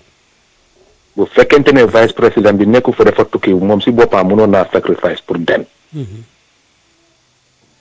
ak noo mata wat ay affaire ki man maay dégg ministre bu dem taxaw wala permanent secretary bu dem taxaw office of the president ne man maay deputy président bi yooyu moo fa warutoon a nekk dafa mel ni ki tey moom ci boppam ok Anna Sarr a ngi wax ne xamuñ da dafa feebar wala dafa lii fine xalaatam la waaye ñii ñu ngi laa woon ne la si weekend bi loolu doon xew weekend boobu noonu la Adama Barrow dem di waxaale ko yaa ngi dégg bàyyi leen waxi koog ngi tegee leen waxi kooku noonu tey man de bugguma liggéeyam bi Iva Sarr man mi bugguma liggéey ma bañ Paus yéen a ngi rey ñoo war tenkal mais ma ñëw Paus nee naa leen saa su nekk fii la moo xoyam xoyamee GTA xam nga lu xew mooy moom Anna Sarr ne dafa xëy na mun naa am dafa feebar moom moo ko neex fa feebar sax de mun naa am dafa feebar xëy na am na lu ko téye waaye xëy na am na lu ko téye dëgg la wala xëy na am na leneen waaye dafa am yenn yoo xamante ne invitation bi ñëw na foofu noonu alia before the event yow président bi nga dafa am nit yoo xamante ne su dul président ni sax Paus even ñu nekk directeur si wala mu nekk head of department yeeg yooyu noonu wala ministre yéen invitation si su fekkente ne ñëw nañ dañ dee seet yoo xamante ne pour nation bi la loo xamante ne very very important dañ ko dee jël ne seen secrétaire yi wala seen protocole si ne leen programme bi bëgg naa ko atteindre ñoo ñëw delluwaat si ne leen président bi dina atteindre wala directeur bi dina atteindre xam nga lu ma mel waroon na faa mun a dem ku mun a dem di waxale ko marché Serekunda jërëjëf ñoxor war ngaa mun a dem ci programme boobu noonu ñoxor jërëjëf wax nga dem foofu noonu at least waaw Albert Market ba tey waaye lu xew mooy su demee si programme boobu noonu mu taxaw joxe speech wane kontaanteem moom li mu ngi doog a xew si jamonoom moom moo ko tombé moom moo si lokki mu tombé ko xam nga christian yi ma dafa am benn affaire boo xamante ne toujours dama ko dee wax paus christian yi ñoom seen boppa duñ génna seen leaders yi di ñaxtu lii ñoom jamono yaay jaane sax duñ daan génna sax dañ daan am lu leen métti waaye duñ daan génna ñaxtu ñu ngi toppatoo seen soxla ñoom lu ñoo def dañ koo def ne pataaral ak tekk ak teey ñu def ko yaa ngi dégg waaye tey fu mu nekk nii suñ ñëwoon tey paus digga la rek ñu ñëpp jullit leen christian yi suñu ay mbokk la tey suñ ñëwoon ñu ngi fal imam bu ees wala imam ratib bu ees dina fa dem waaw loolu lañ foog laa ka seet ana am na a point ne xamuñ lan mooy nganta bi ak génn googu noonu téewoon ko noonu nag waroon na ko mën a téye ba di waxaale ji ko su fekkee defal na ma supa waaw jërëjëf yaa ngi dégg ba pare ci ko ma ñëw si beneen point yaa ngi dégg point bi maa ñëw mooy paus dinaa ñëw si ñaari point rek ma desee rek ma wax loolu rek ma teg ma déglu tamit den yéen tam lan ngeen si tontu ak lan la si nit ñi di wax te comme point bi mooy Fatou Kamara mi ngeen naa wax noonu tey man foog naa ne this government bii nii toog ni am na lu bari loo xamante ne war nañ ko mën a seetaan because paus buñ fàtte ne government bi ni buñ doon campagne dañ doon taxaw pour wane ne ñoom dañ ñëw pour change képp ko xamante ne am nga loo xamante ne mun ngaa ñëw si faana boobu mun nga si faana boo munta doon foo mu ne ñëwal nga ñëw bokka si liggéey bi Fatou Kamara boor boobu noonu qualifié na fa ñëpp xam nañ ne eeloo na ko te mun na ko te daf ko daan def te ba tey mu ngi ci kawam yaa ngi dégg tey bu fekkente ne Fatou Kamara demaat na Gambia foofu noonu tamit demande yi nga xamante ne moom loolu mooy joobam te position boobu noonu mu ngi fa yaakaar naa ne war nañ ko mun a on a jox ko ak xeex bi mu xeex yëpp Fatou Kamara tey mënoon naa am ak Yaya Jammeh problème jógee foofu noonu daw ñëw toog fi ni mu ne pataaral ñaata nit a ko fi def waaye dafa génne dafa reveal secret Jammeh yëpp xëy na am na yum denc sax mu uppa sax lim génne te nit ñi dañ ko daan déglu bokk na si xeex ni bi kooku génn foofu noonu comme ñoom nuñ xeexee ba Yaya Jammeh génn foofu seen coloson boobu ñu def noonu paus xam nga man lenn laa mun a góom man ci lu ma góom government bi man góomuma leen am nga ci droit góomuma leen xam nga lu tax ma ne góomuma leen paus diaspora bi nii government bi boolewuñ nañ ci te duñ leen si musa boole te diaspora bi tey tri-quarter bi yi nga gis foofu noonu yëpp ñoom ñoo ko xeex dëgg la votuñ waaye xaalis yu doon dem ñii jox seen nit ñi xaalis di leen neexal pour ñu votal coloson bi ñi génn seen crédit ki di xool seen nit ñi pour ñu votal coloson bi di waxal seen nit ñi paus loolu dafa bari ñi nekk fii nii di dajale xaalis di ko supporter Gambia seen affaire yi tay mu gaay doon def seen meeting yooyu noonu yëpp di gaay xaalis génn na si diaspora bi dem fa tay mu gaay doon war a fam seen coloson bi hôtel yeeg yi gaay nekkoon seen añ yeeg krib-krab yeeg yooyu yëpp diaspora bi bokk nañ si jërëjëf ñoxor nga gaaw tënka yaa ngi dégg waaw ba pare su kaw loolu man li tax ma ne man ñi góowma leen mooy paus ñun tey si biti tey mais lu ñi yeneen dëkk yi nga xamante ne dañ dee mën a vote si biti bitim réew because lu xew mooy am na ñu xamante ne tey maa ngi ñëw si affaire yi affaire yi élection yi maire yii nii ñu disqualify ñu laaj jaawo ñu wax ne moom dafa am problème pour voters card Paus tey xam nga ne bu fekkonte ne Gambia tey Yaya Jammeh ala woon na o Tami Jawara ala woon nañ ñu doon voté si biti tey Ibrahima Jawo ni kon qualifié na du kenn du toog tey amuloo voters card bu ees bi am na si ñoo xamante ne tey ñu ngi nekk bitim réew mënuñu woon a dem Gambia jamono yooyu noonu bu ñëw change registration yooyu voters registration bi xëy na am na lu leen téye ba mënuñoo dem because of xëy na government ba fa nekk waaye tey bu fekkente ne dem nañ bi nga xamante ne ñoom ba ñoo campagne dañ ne ñi nga xamante ne ñu ngi nekk si diaspora bi nañ ñibbisi nañ ñëw jàppa ci liggéey bi ñii sacrifice dem de foofu noonu foog naa ne war na yoon nañ leen a jox benefit of the doubt boo xamante ne ñoom ñu at least ñu jox leen ñoom seen bopp ñu defal leen special treatment boo xamante ne xëy na si diaspora bi lañ jógee bañ ñoo nekk foofu noonu di change registration bi ñii nekkuñ fa woon. jërëjëf. ñu jox leen at least ñi nga xamante ne pare nañ pour taxaw ñu ci biti ñu ciiñal leen. jërëjëf. mënoon nañoo def loolu ay si ñu waxtaan ak ñoom seen biir ak government bi ñu ciiñal leen ne leen de ñii si diaspora bi lañ jógee dañ war a ñëw fii nii pour ne dañ bëgg a taxaw ñii tam si biti xëy na am na loo xamante ne ñu ngi ko bàyyi si gannaaw suñ mun nañ koo indi fii nii tey te dinañ ñu ndéeri ku si win. jërëjëf xamuñ na kanaay win yàlla rek a xam. yaa ngi dégg waaye kër ma wax la benn affaire ñii kër bi nga xamante ne bugga nañ. ñeneen ñi nekk ministre du ma tudda tur nag ñeneen ñi nekk ministre. te dañ over age. ñii nekk vice président te dañ over age. si saa si lañ daw si house bi change loi boobu noonu. te loi bi mu ngi fa woon yàgg na fa lan moo war a tax bañ fañ mu nee defee loolu bañ demee ba xamante ne dëgg-dëgg diaspora bi am na ñu fa nekk ñoo xamante ne tey waroon na ñoo mun a vote amuñ lifin bu ees bi ne lan moo war a mun a tax loolu tamit dawuñ ñu ne constitution bi fii nangam nañ ko ci ndax diaspora bi tamit su fekkente ne am na ñu fi nekk ñu mun na vote ñu ngi Banjul fii. jërëjëf. waaye ñu seetaan leen ba xam ndax ñoom seen boppa yi tamit. ñu si suñu embassy yi fii. jërëjëf ñoxor. dinañ ñu mun a wax ne ñu dem leen si seen embassy yi ñu ceeñal leen seen voters card yi. jërëjëf ñoxor. because soo demee ay like sénégalais yi nga gis nii yëpp dëgg la ñoom si seen embassy yi lañ dee dem pour change seen even ID yi wala change even seen voters card wala whatever moo tax ñu dee mën a vote si biti. jërëjëf ñoxor. ko jërëjëf ñoxor nga te gënuñ ñu. mun nañ ko soo lu am ba des rek mooy. ñi nga xamante ne lii dal na leen. nañ muñ rek te jàppa yàlla rek xamante ne loolu la. because nii government bi seen wax yi nii yëpp porox ndoolu la woon rek. diaspora bi ñu ngi leen a xeex te ñoom suñ paree xam dañ fàtte ne élection dina ñëwaate diaspora baa ngi toog di leen xaar. jërëjëf foofu noonu tamit foog naa ne war nañ cee bàyyi xel bu baax. jërëjëf ñoxor ñu liggéey diaspora bi. ak affaire yu demee noonu. waaye diaspora bi tri côté yi nga dégg nii yëpp a aus coow li bari na. dem nañ Gambia bugg a def na nga mun nañ joxuñu access bi. jërëjëf.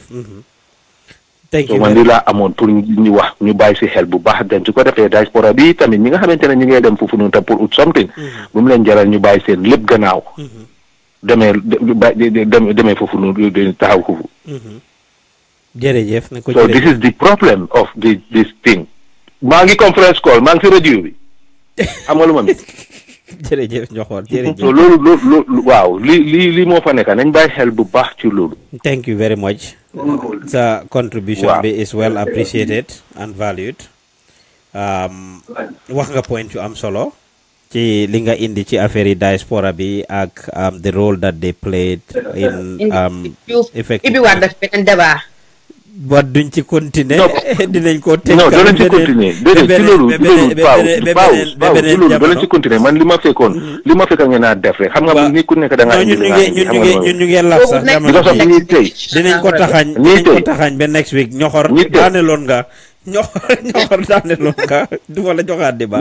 daaneloon nga ñun dañoo tënka dafa guddi Europe waaw moom laa la naa wax nii waa jërëjëf ngeen seet naka ngeen seet jëmal ni nekk leen ko jéem a réglé nit ñaan ñoo déglu nag ngeen déglu rajo bi bu baax li ñoo wax nag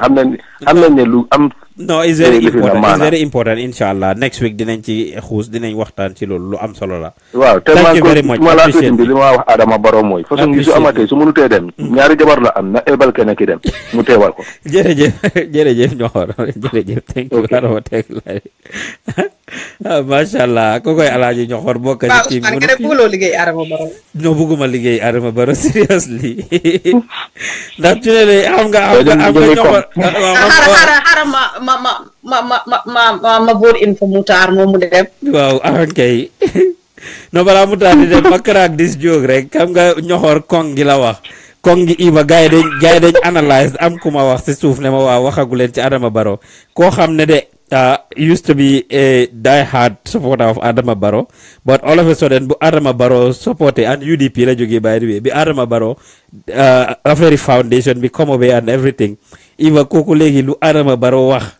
rek mu kontor kii moo daan wax ne ñun we waste so much time dañ am lifin Adama Barrow lu mu def ñu wax ba lu nekk mu defend but kooku Iva keroog mu ne ma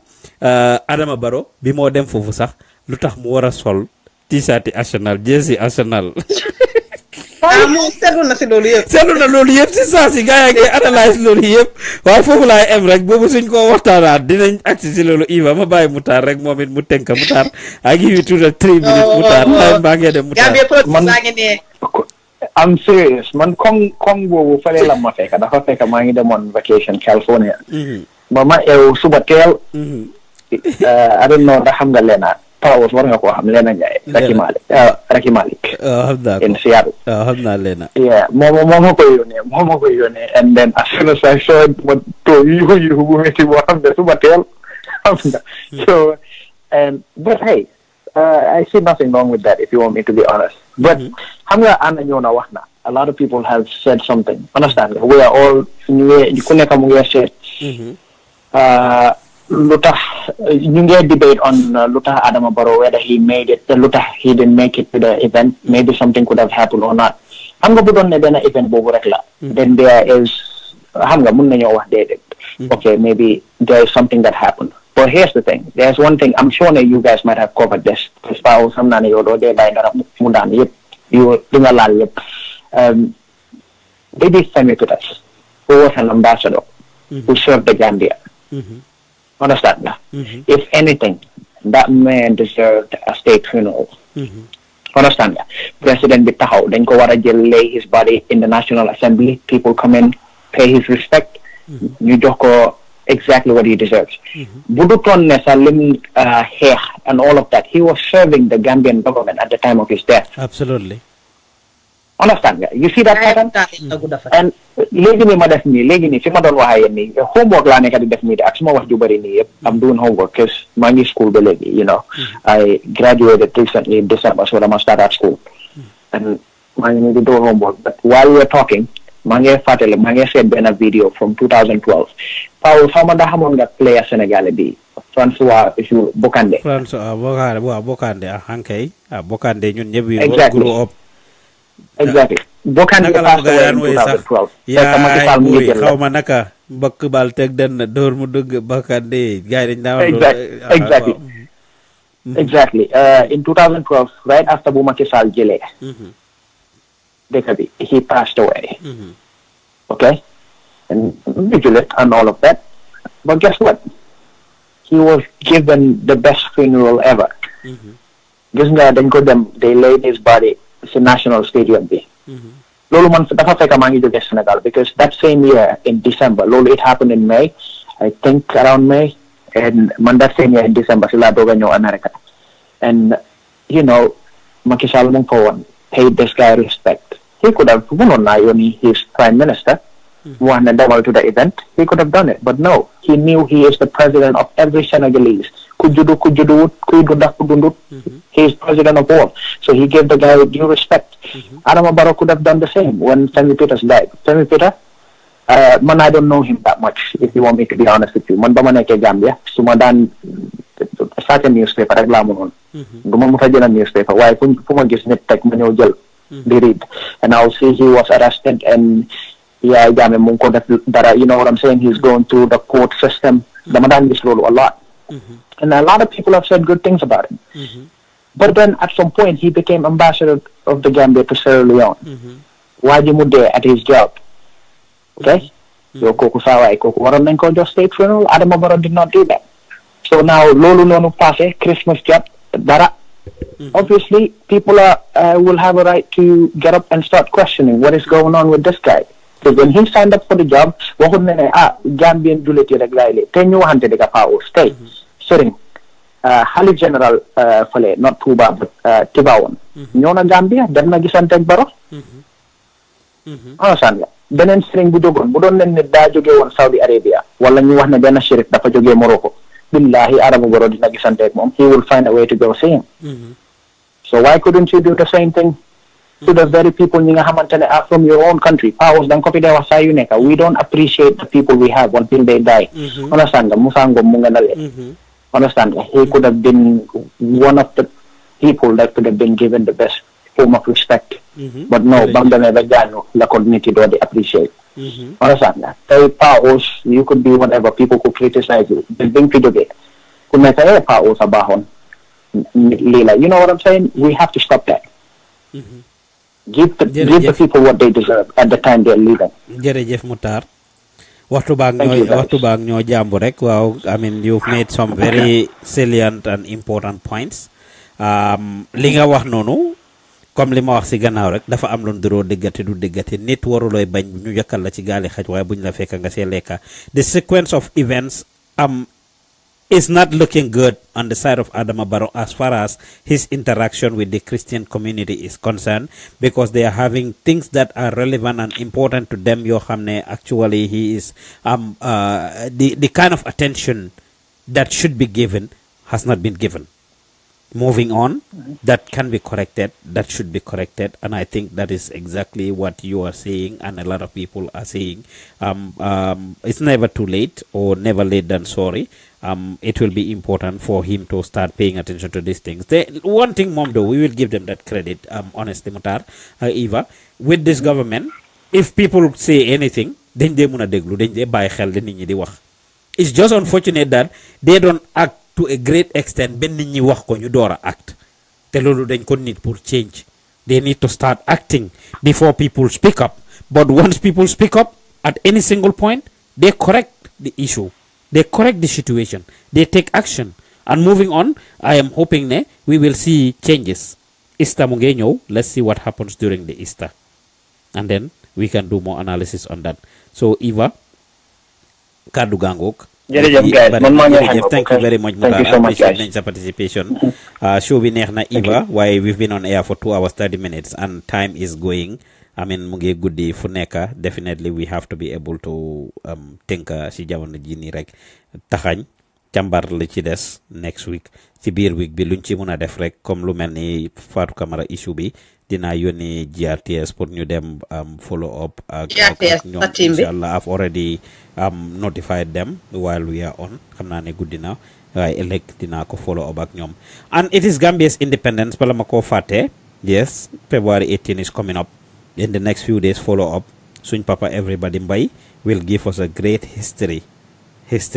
of independence at Yubari. So follow us on Gambian Talents. By tomorrow, we will send you the days. But I'm glad to tell you that everybody for the next 1 week will be frequenting Gambian Talents a lot and will be doing some important programs about independence being on. So we'll be having some independent programs. Also, in the next few days, Valentine's is coming. So we may have a special Valentine's show for you guys. Rek nga xamne dinañ def ak yeen yu baaxa baax. Eva Sarr ma wisagum la happy Valentine's ak happy anniversary in advance. Nga bugg ko nga bañ ko. Happy anniversary. Happy anniversary. Mu ne 14 years la do ri. 14. Waaye ñu continuer loolu dinañ ci ñëwaat. Aca Eva nga tënka yow rek nga tënka yow rek. Waaw ma tënka gannaaw waxtu Ameth Diouf waaye ñu ngi gën a rafetlu ki nga xamante ne mooy Mutar dinañ ko boole si panéliste Pa Ousmane loolu dinañ ko may nag ñun ñëpp ñu d'accord ci xelam nàcc na loolu li leen soxla ndaw yi mu nekk plateforme boo xamante ne bu nekk dañ ci gis sa boppa am na loo xamante ne bu ko indee rek ci lu tax Gambia du dem dina am ñam waaye ñu ñëw ñu ràpp ko lu ñu wax la rek li ñu war a wax bari na te mënuñu koo jeexal waaye ñu tënk rek Anna Sarr wax na lu am solo Gambia ni du choose a leader Pa Ousmane ba pare ñun always suñu dee choose a leader daf ñu dee fekk si desperate dañ dee desperate a lot daf ñu dee fekk si desperate sit lañ dee toog ñun luñ bëgg rek mooy mu dem ba pare Gambia ni ñoo dee choose te duñ dee jël on merit Pa Ousmane ba tey ñu ngi ñëwaat ci merit bi nga xamante ne professeur bi wax na ko Gambian ñun ñooy choose based on party ñun ñooy choose xam ne Pa Ous wala Iva Sarr mënut a yóbbu ususu ñu jël ko jox ko réew mënut a yóbbu ususu kay waaw Iva Sarr mënut a yóbbu ususu bu ndaw sakatuma laal réew Pa Ousmane réew pour nit amee ko du caaxaan ay favor party A favor party B buñ doon choose président foofu mistake nañ fa bu baax a baax te Adama Barrow according to buñ ko doon choose comme lu gars yi waxoon la France buñ ko doon interview accidental président la yes ñu bari wax nañ ne nguur yàlla moo ko dee maye waaye yàlla wàccu de yàlla dafa toog di ñu bàyyi nag si ñun luñ bugga mu uyu si ñu Pa Ousmane yàlla wàccu de daf ñu bàyyi toog ñu di ñu xool di ñu seetaan si liñ bugga loolu lam ñu uyu si ñu jooyoon ne na yaayaa dem bu nangu suñ ñaan nangu yëpp yaayaa dem na waaye tam Jawara tam bu mu doon dem nii la woon Pa Ousmane mu ngi ñu fekkoon Gambien yaa ngi desperate for a change lu Anna Sarr wax la riiduñ yaayaa jaame mu def lu ndaw ñu ne ko mu simeeku ñu fal ko Gambien lu mutaar wala dañ dee gaaw a get comfortable waaye ma ngi laa ñaan rek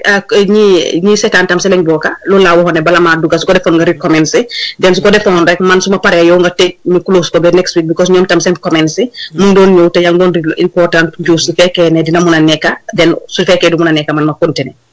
hankay dina mun a nekk bu baax a baax is very important ndax si la gars yi bokka pour ñu read seen comments yi ñu ngi jéggalu si loolu sax nag bu baax a baax li nga xam ne mënuñ leen ko woon a defal si gannaaw because issues yaa ngi bari Alumbe Love mu ne to be honest la sax mu ne to be honest they seem to forget those who really help them mooy bi Alaaji Ñoxor di wax ne government bi dañ fàtte bi moo jéem a ibbi débat bu es ci yëfi diaspora bi boobu la kooku doon comment mooy bi Alaaji Ñoxor di wax Wadda Hotens mu ne waaw well said caller di Alaaji Ñoxor doon wax moom la gaay doon agree on Alumbe Love mu ne they will fail badly government yi Adama Barrow mu ne dinañ fail badly Wadda mu ne please Pa Ous come back on that topic we need more enlightenment on those issues mooy yi nga xam ne moom lañ wax Barrow ak dem ci yëngatu bi naka ci marché bi ak yeneen topics yi nga xam ne ñu ngi wax ne dinañ ko indi loolu la moo wax noonu Pa Ousmane Cham mu ne next topic the SIC letter to Pura not to grant license to the Ahmadiyya mooy Supreme Islamic Council seen lettre bi nga xam ne moom lañ bindoon pour Islamic Council pour buggaay jox Ahmadiyya yi plateforme comme TV station bi nga xam ne gaaya TV license bi nga xam ne gaaya ko apply loolu is subjective of course ak no munti demee dinañ ci waxtaan Pa Ousmane ba pare mu ngi doon ñaax tamit di laajte Eva pour ñu gën a teel a indi show bi ñi ñoo follow ñu bari ñu ngee ñaaxtu loolu ñu ngee def suñu kéemtalaay kàttan nag comme niñ ko dee waxee maag Eva yépp we are doing our best. We are both family people and have a lot on our plates and our table, scheduling issues as well, conflict of schedule between maak moom yu bari ñu ngi jéem a adjust on it waaye ñu ngi def luñ mun support leen ñu na xaalis bi ñëw sponsor leen show bi su ko defee Eva toog du liggéeyaat Pa Ous toog du liggéey sondee ñu xataraayu indil leen show bi si waxtu bi ngeen ko bugga si ni ngeen ko buggee. If we have a sponsor for the show that can cater for that need, we will definitely be able to do it si time bi ngeen ko buggee ndax loolu lañ bugga nañ ñi ci déglu ñu bari dañ ñu dee follow Eva they listen to us after we are done they listen to the podcast they watch it on YouTube they watch it on YouTube and they would have loved to watch it live Eva dañoo def show pare sax yéen dama toog di jot messages or calls di dugga si people that were listening to a show that they want to contribute to fekka show bi jeex na bu yàgga wala fekka last week lañ ko defoon and the like so su leen ko deralee contribute leen support leen ñu financially so that ñu gën a mën a taxaw on our feet tey part of the reason why we are late technical issues over 1 hour 30 minutes Mark Eva been on the phone trying to get it fixed computer bi is getting old machines yi are getting old and need to be fixed they are slow so kon ngeen jàppale ñu financially so that will help Anna Sarr bindoon na moom tamit ci gannaaw mu ne I genuinely believe there is a strong reason for his absence at that significant gathering mooy président Barrow Anna foofu la jàppa ba tey Eva mu ngi ngoy fi ngoy daal mu ne moom daal Barrow ñàkk a ñëwam ci yëf yi moom gëm na ne am na lu tax ba Barrow demut amin ci Christian ci seen programme bi foofu la ko jàppa Wada Hotels mu ne it's a national event a program. It was not even covered by GRTS live for Facebook for us to watch in the diaspora moom loolu la mu wax mu ne national event la it's not living law di law mu ne thanks Alaaji Ñoxor ku ko ngee tànk Ñoxor moom foofu la génna Anasar mu ne me too Diouf I don't want to be the president of any African country period mu ne moom it bëggut a jiite benn dëkki Africa ndax coow li ni mer ak lim àndal ndax dem foofu rek ñuy seet mbubba mi nga sol sax pour dem foofu dañ koo bàyyi xel ndax jesi Arsenal nga sol and like boobu dafa mistake Arsenal Lamin Sanyang mu ne that program happened on Friday. President Barrow went to the market on Sunday. Dimas la Barrow demoon ci marché bi event bi was on a Friday so point of correction foofu noonu ci ku njëkkoon a wax ne day bi Adama Barrow dem fele ne le it is not the same day, it's a different day. As you can see, people are having diverse opinions and people are actually correcting rectifying each other, which is very important. Anasar mu ne there is hierarchy in life, Paos, deal with it. Mu ne ñu deal with it mu ne it's okay. I have no intention of calling back tonight. Maybe ma wax ne dafa lii so yooyu ñooy some of the comments yoo xam ne dugga si nañ Iva Sarr yoo xam ne gars yi ñu ngi koo wax is live su fekkee ne YouTube ngeen ñoo seetaan podcast bi dugga si leen rek on Gambian Talents Facebook page ngeen like ko Gambian Talents promotion su fekkee ne tamit yaa ngi ñoo seetaan on Facebook through your phone or your mobile device or computer di ñu mun a seetaan live on YouTube through the Gambian Talents page. Subscribe to our YouTube channel. Even if you don't contribute financially, that's one way you will be able to abreast yourself with what is going on. Kon Iva Sarr, ñu tënka rek ñu tàggatoo since we are getting close to 3 hours. So that at 3 hours on the dot, ñu code defi. I'm solo regarding funding. Mutar is a student. The struggle, research being definitely is time consuming. Gambians, Mutar one of our difference between Senegal and us. Always they get a point because ñoom dañu jege line rek moo do suñu diggante loolu doo ko mën a ooyee border sax line rek lañ teg ci diggante so bala ñoo dem jéggaani Guinée dem jéggaani Nigeria Sénégal ñoo ñu gën a jege te ñun ñoo bokk yu bari la ñoo def làkk bi benn la culture bi benn la ñu ngi yëngatu so te garab la sotu du la may kerte wax digga ne yàlla sut nañu moo tax saa su nekk rek man saay ma waxee dama bëgg a jël référence pour kër googu nga xam ne am nañ ko ñu mën ñu cee mën a ir fondé bi nga wax ne Pa Ousmane mun na leen ko indil yow yaa ngi da nga am soxla man dama am soxla and then dama change my shift this minute Diouf mun na ko start 6 but it's a teamwork awma ci benn problème duma bàyyi suma liggéey bi ne dama bëgg a ñëw toog Gambia Talent 6 no pour def ko because I have bills to pay I have other stuff to pay dina am ñoo xam ne ñu ngi laa ciipu sax ñu wati ne de wax ju rëy rek la moo wax non suñu amutee dara sax waaye compliment sax duñ ko séddee am ante this minute I am not going that route anymore ci loolu noonu suñu amut fay am compliment dina neex lool at this minute is coming to 2 a.m. I have an early start tomorrow very very early start sacrifice na everything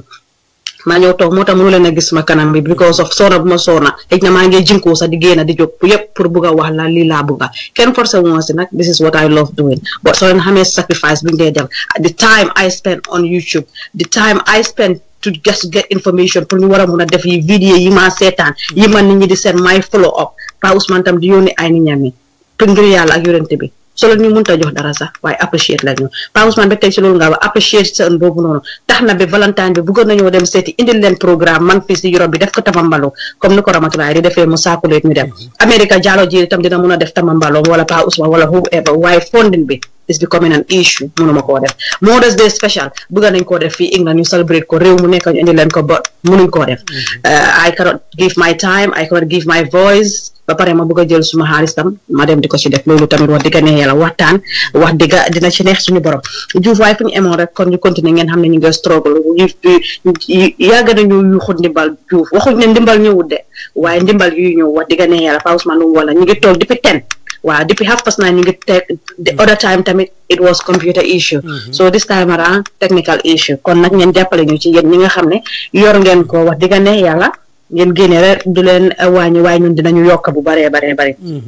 ñu tënk gannaaw amuñ time su fekkee ne mënuma wrap up sax mën nañ koo bàyyi ba next week inshallah bu fekkee waxtu may nañ ko waaye every week dafa am lu dee ñëw ak lu dee dem Anna Sarr comme li ma war a choosing a leader ku munta yore compine munta yore réew Pa Ousmane wax nag waaye déggin bi la laaj te xam naa ne ëllëg ñu ko dégg dinañ ne waxati na waxam ju rëy ji fekk du loolu gis nga suñ demee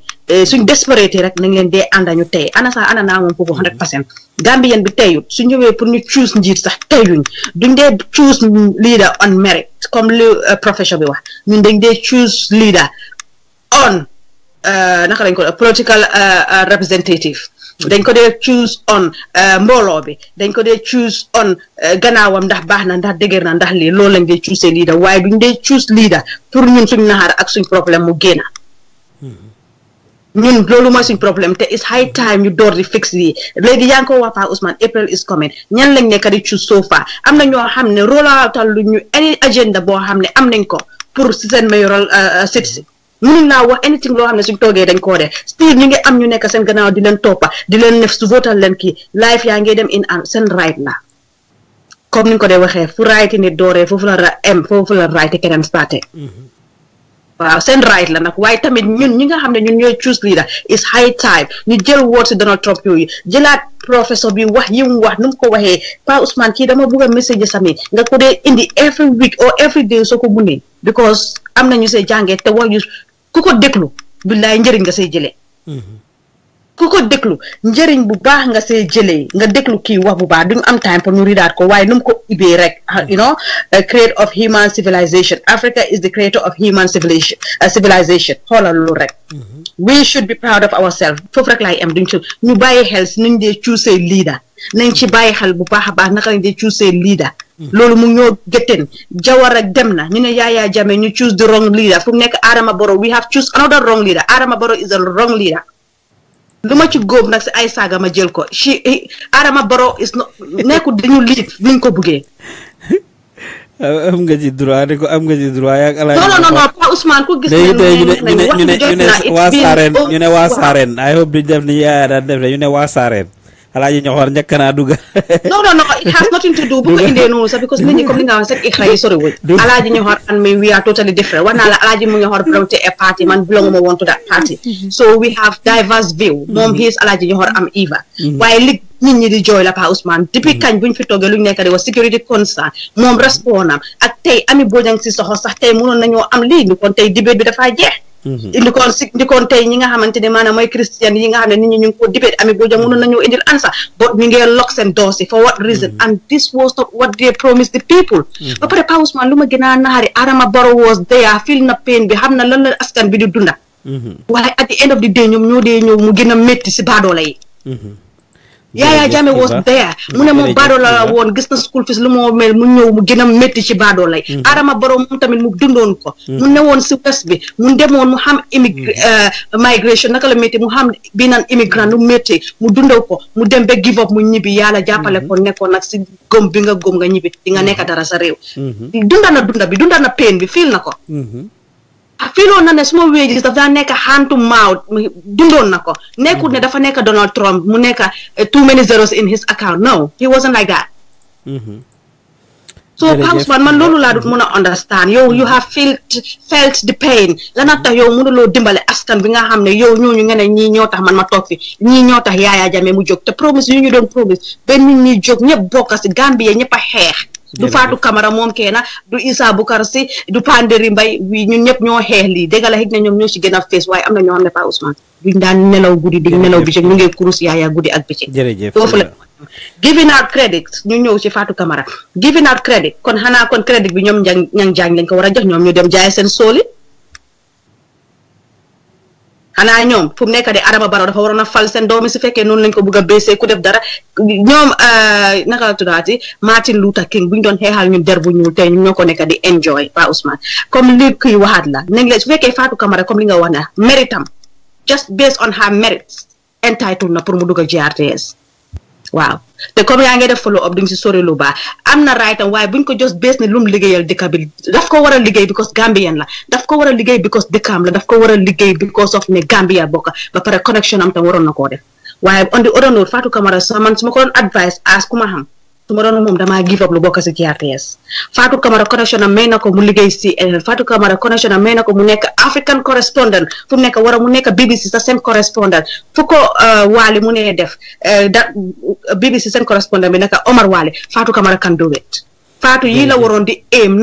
high post waaye Fatou fu mu nekk tamit ndax Fatou tam bëggut a nekk ministre kenn xamut jërëjëf problème bi dafa nekk loo xam ne Pa Ousmane ndax Fatou bëgguñ koo jox because tamit Anasar wax na fi lu am important mu ne proud Fatou tamit bu mu wax ne waaw man dama liggéeyoo nekk press secretary du ma dem nekk Jerema Ñang Njaay mënoon na ma wax ne du ma delluwaat pour nekk simple news read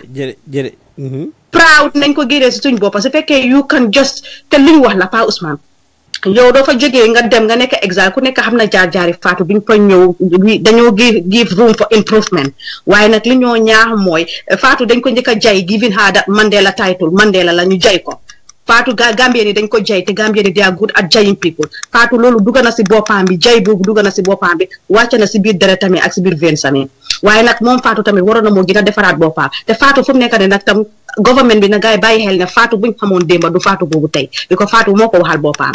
du negotiate anything te du brush anything on the carpet learn na from her lesson bi nga xam ne am na ko through moom ak Yaya Jammeh ba tax nag su government bi defee anything that has lu wrong daf koo wax te loolu raytam la te war na koo wax te loolu dafa tax nit ñi gën koo respect waaye nag GRTS nañ ko léeta wala ñu firi ko su fekkee dañ ko jox license or whatever or accept proposal am bi it shouldn't take them 3 months it needs to stop this long holding application needs to end job application it téye ko for long it needs to end Pa Ousmane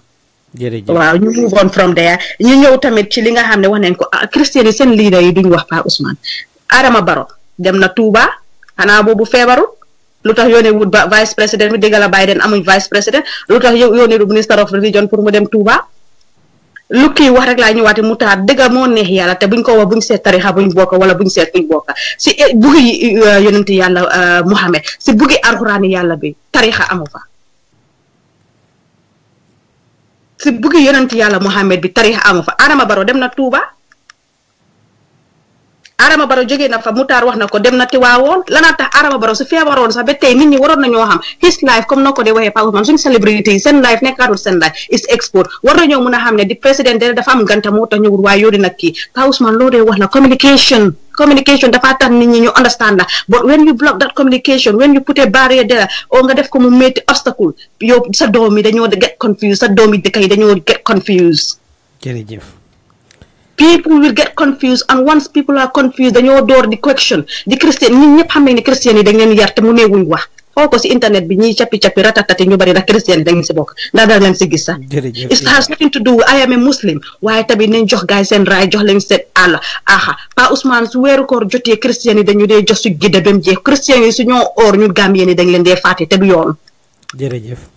te du yoon du dëgga ñii dem décembre yi xanaa kon feeg la ñoo dem because décembre ñun moomuñ ko su dëgga neexee yàlla ñun Tabaski ak Korité lañ moom su dëgga neexee yàlla ñun Tabaski ak Korité kon xanaa ñun dañ dem pour waaye Christmas bi ñoom ñoo ko moom te ñun naa ñoom ñoo koy enjoy ba mu jeex kon suñu amee lu mel ni ki Bishop Pa Ousmane su Adama Barrow mënut a dem na yónnee vice président su vice président lu tax sax ba tax vice président mënut a dem su feebaree sax nañ ko jox garab gisoon nañ fi kii naka la tuddaati Hillary mu feebaroon mu jóg fa ñu jox ko ay garab mu ewu dem toppatooy soxna jërëjëf Iva nga tënka waaw ñu jox ko garab mu dem toppatooy soxla ba pare li ma gën a naxari ñun mi nekk si west bi ñu ngi gis ñi ñu ngee dem forward ñu ngee dem faa pour seen dëkka ñun suñ leader si suñ defee ñu leen a jox excuse this excuse nag dafa tax Gambia du dem it's high time Adama Barrow presso bi dina bugg di ko toppa bi ko his leader moom moo choose pour rule Gambia moo xam fu leader munti nekk danga dee am this presso comme Ibrahima Sila nu moo amee this pressure on GRTS Adama Barrow should have expected this pressure ba pare is democracy here ana nag point of view am la wax respectal nañ ko wax nañ ko waaye tam Adama Barrow nag gën a gëstu Christian yi Mutaar wax na ko ki nga xam ne mooy Femi Peters te ñoom tamit ñi ñaa ngee bàyyi xel it's not even the Christian nit ñi sax ñoo nekk di bàyyi xel Pa Ousmane te nag am na yoo xamante ni rek Pa Ousmane comme ni ko dee waxee la ku ñoo jiiñ duma ku nekk buñ la fekkee ngay socio élire next move na ci bu liggéey te Adama Barrow wax nga lu am solo gannaaw daf dee déglu because déglu bu mu déglu noonu ñu ne Issa bu ko resté moo ko sojee saloon moo sojee soon si benn si vidéo bi pour mu wàcca dugga si marché yi seet nit ñi lu ñëw dunda te def na ko jërëjëf waaw waaw benn si Issa Bukar si yum suggestion la te def na ko which means ne daf dee déglu so loolu ñu ngi ko see gërëm di ko si sant bu baax because ñun leader buy déglu lañ bëgg leader bu dëgër boppa waaye tam Gambia ne nañ dee bàyyi xel si ñu dee choose a leader nit ñi mu ñoo loor nañ ko jox ñi nga xam ne nañ ko jox based on merit buñ ko jox based on kii am na mbooloo based on kii am na kabudu based on kii dinañ mën a am ay votes nañ ko jox koo xam ne ëllëg si biir su ñëwee toog in office du seet lu neex Pa Ousmane du seet lu neex Anasa du seet lu neex tribe A du seet lu neex religion bii dafaa jël yëpp base ko on merit kon nag ñu ngay jéggalu bu baax a baax Pa Ousmane Diouf ma bàyyi rek nga teg next week ñu gën koo yaatal bu Ibrahima Diaw bi tam foog nañ ne nécessaire na pour ñu indi ko comme ni ko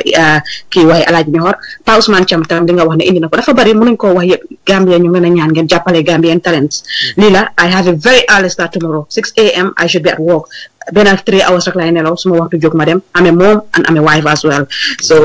su yéegee suma jëkkër sax tey communiqué to xam na ma xool dama amul ma teg na téléphone tëddi na te loolu tamit mun na ma seet takal seet sama gaañ loolu yëpp soo ko man dafa ñàkk a jom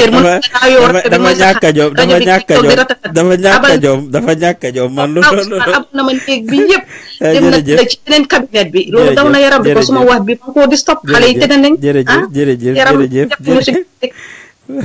jërëjëf rafetlu nañ ko bu baax a baax Gambia nag seen yaram war naa daw yéen ak ñoo déglu biñ toogee ba tey yéen a ngi xataraayu kal ko fa ak ñun biñ commencé ba tey it's exactly 2 hours 59 minutes exactly 3 hours since we sat here. Have a lot to talk about, have a lot to do.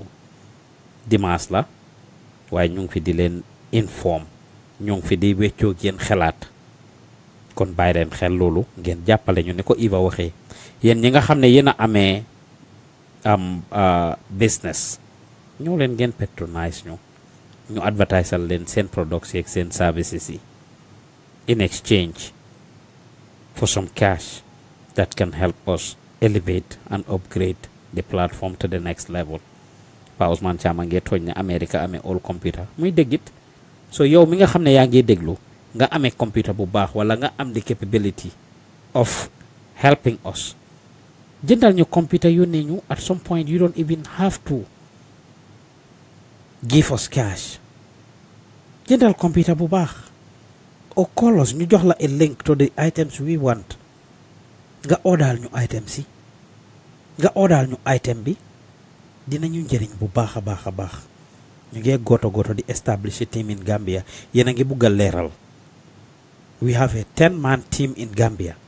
and this week we are having some interviews coming up too with some new people that will be coming on board the Gambian talent team. Every day ñu ngi leen a create new programs and new things yi nga xam ne yi nanga ko like xaalis la we have people that are paid people ñoo xam ne they are taken off of the streets ñoo xam ne mënoon nañoo nekk di tambambalu ci mbedd mi xale góor yi nekk di sàcca di agressé di nekk bandi yi nga xam ne ñooy dégg crimes yi ñoo dégg yëpp ñoo ci involve we bring them and provide them with employment xale jigéen ñu doon war a nekk ci mbedd mi di tambambalu di jaay seen bopp wala def yenn yi we bring them and give them employment so seetee leen ko foofu is very important pour ngeen jàppasi every mbay war a ñëw ñu create that production is money studio bi dañ koo fay place yi fa nekk yëpp dañ koo fay so li ñoo def takes a lot of money involves a lot of money when people call me dañ bëgg nga advertisal ñu dañ bëgg nga yërëm ñu suma rakka dafa feebar dafa need emergency medical treatment kii nii dafa soxla scholarship pour lii create nañ GoFundMe bi def nañ lii def nañ lële dañ am event sangam jàppale ñu suñ non profit bi suñ organisation bi suñ association bi suma rakka daf dee woy suma kii daf dee lii it is not free the internet service that we have to pay for dafa expensive programme bi ñoo def nii ba ngeen gis ko the application that we use is something we pay for su ma leen doon limal everything we do the bills that we have to pay for every month is a lot so if you leave everything that you are doing to listen to us we are informing and educating you definitely and you want to get accurate information for that matter because mooy tax ñu ñoo joobe journalist yi duñ dee def seen liggéey duñ dee gestu pour gestu boobu it involves money it takes resources pour war a dem ba GRTS miti Ibrahima Silla gars yi amuñ moto si ground bi dañoo jël town trip jël seen bagage yëpp FC lights yi FC tripods yi FC all the things that they need dem jënd credit loolu yëpp xaalis moo koo def ñi koo liggéey dañ leen a war a fay yàlla def na nag team bi nekk ci diaspora bi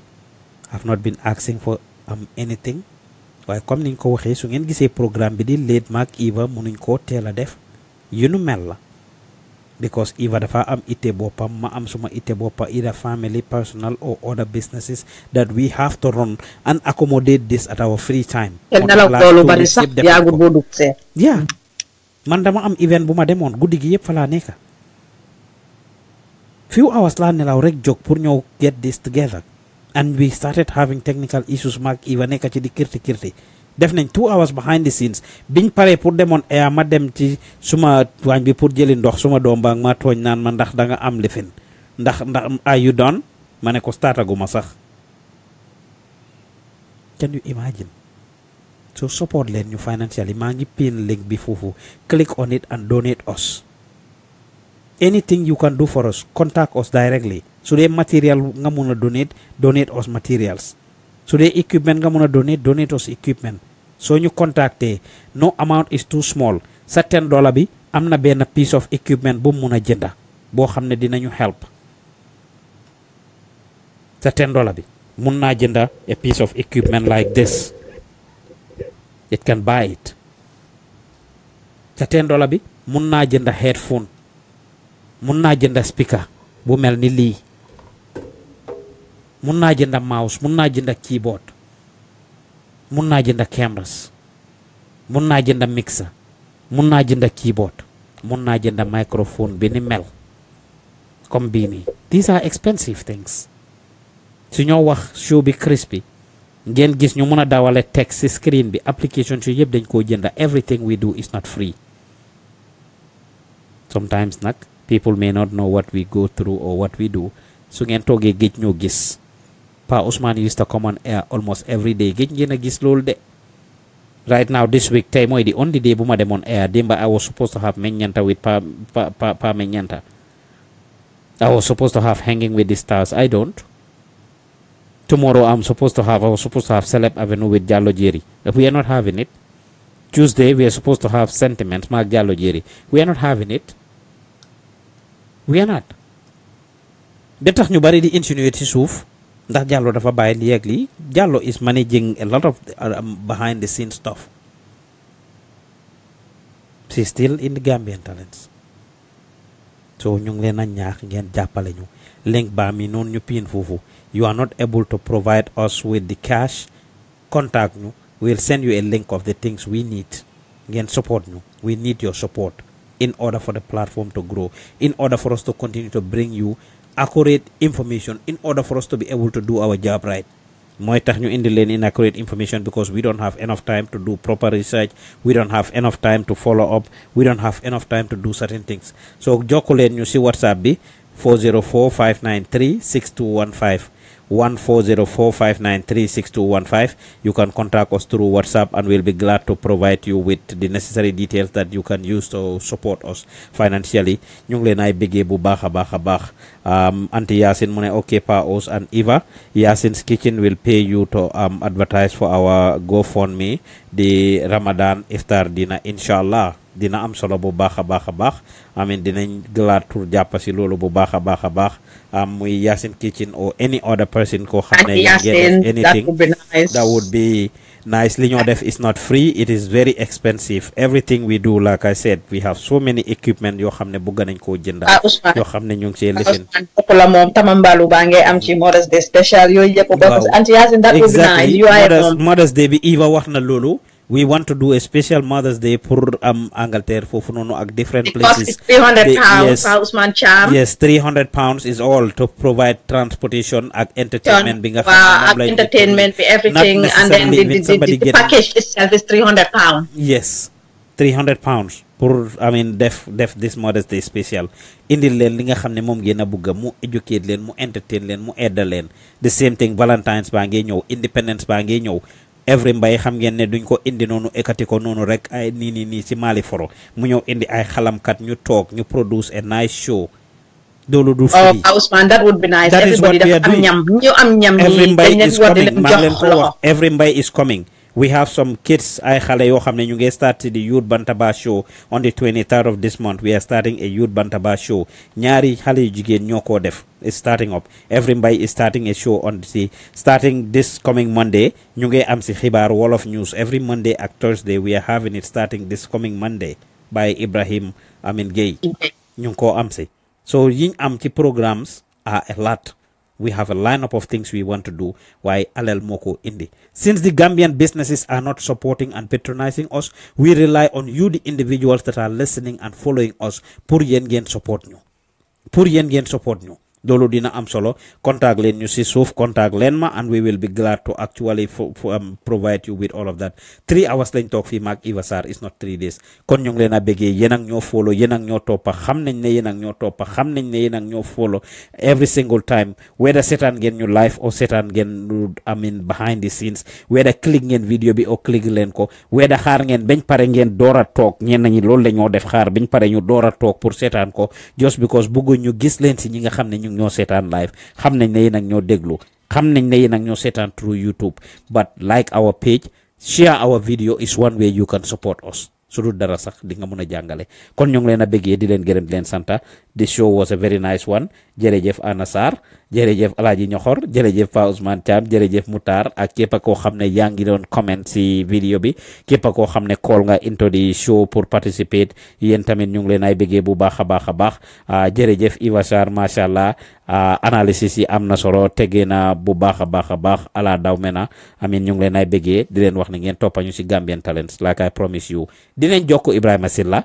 Ramatulaay def na ko last week ci xale bu jigéen bi nga xam ne réer nañu dem foofu pour defee vox pop laajte ndax xam nañ ko ak ndax xam nañ ki ko rey. Nit ñi will not talk. Ibrahima Silla gantu nañu biñ ko contacté si kër Fatou incident bi, dinañ ko contactaat si affaire Fatou Kamara bi, whether he will do it or not, but within the next 2 days inshallah we will reach out to him to actually get his reaction as to Fatou Kamara's allegations and stuff. Even alkali suñ ko mënee jokku dinañ ko jokku ak ñi nga xam ne ñooy Christian community bi, leadership bi, if we need to reach out to them, dinañ leen indil every information bi nga xam ne bugg ngeen mu leer si seeni noppa, dinañ leen ko jéem a indil. Kon ñu ngi leen a bëggee di leen gërëm di leen santa until we come your way next week ba beneen jamono. Jërë ngeen jëf, bye bye, jërë ngeen jëf, thank you very much.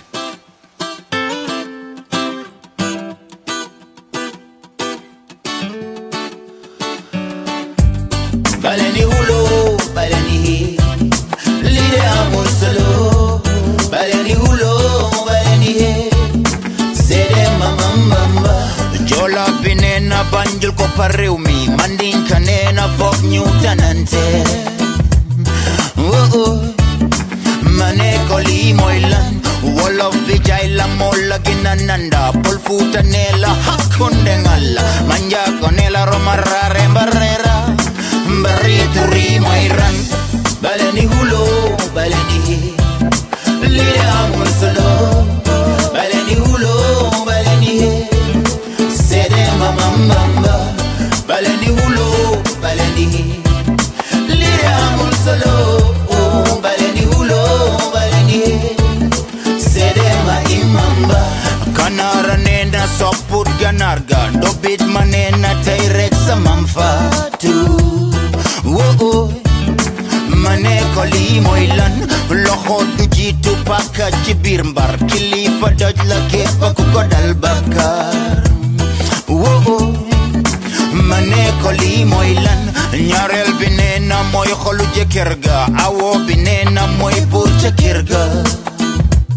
wo baleni hulo baleni lire amul solo baleni hulo baleni sede mama baleni hulo baleni lire amul solo baleni hulo sede ma imamba money wolof njaay nee na ku wax waxul ku jottale wax muna jumale mu wolof njaay ti nko hey jumale mu wolof njaay mane wonle ma wolof njaay ma hakkunde ngalla perera ñun sesuru ke robodare yurere robora yusundur nane bulen falle dañ lay tardel ane bulen falle dañ lay tardel waaw bulen falle dañ lay tardel dawal ga mare ko li moy lan bulen falle dañ lay tardel bulen falle dañ lay tardel bulen falle dañ lay tardel dawal ga mane ko li moy lan yo bulen falle dañ lay tardel yo bulen falle dañ lay tardel yo bulen falle dañ lay tardel dawal ga baleni hulo baleni lire amul solo baleni hulo baleni sere mama baleni hulo baleni lire amul solo baleni hulo sere mama Palamade ñu naan tekk bi du dem Palamade ñu naan tekk bi du dem way naka la mooy demee fekk enente wuñ jàmm ku nekk bëgg a wana sa morom mel ni jën xam naa su desoon si yéen ni kon du nokki oxygène Pa Ousmane yokkal ma mic bi ndax ma mun na toog tu dem lu tax Gambia du dem nii lañu Sister Eva Sarr ñu dem Pa Ousmane Pa Ousmane lu tax Gambia du dem show every Sunday la on Gambian Talents Radio hosted by Pa Ousmane Diouf and Eva Sarr 6 p.m. la GMT just in case you ain't know ñu dem Lutakh Gambia do them show every Sunday la on Gambian Talents Radio hosted by Pa Ousmane Diouf and Eva Sarr 6 p.m. la GMT just in case you ain't know ñu dem pare ñaanal ga Ousmane lañ bokk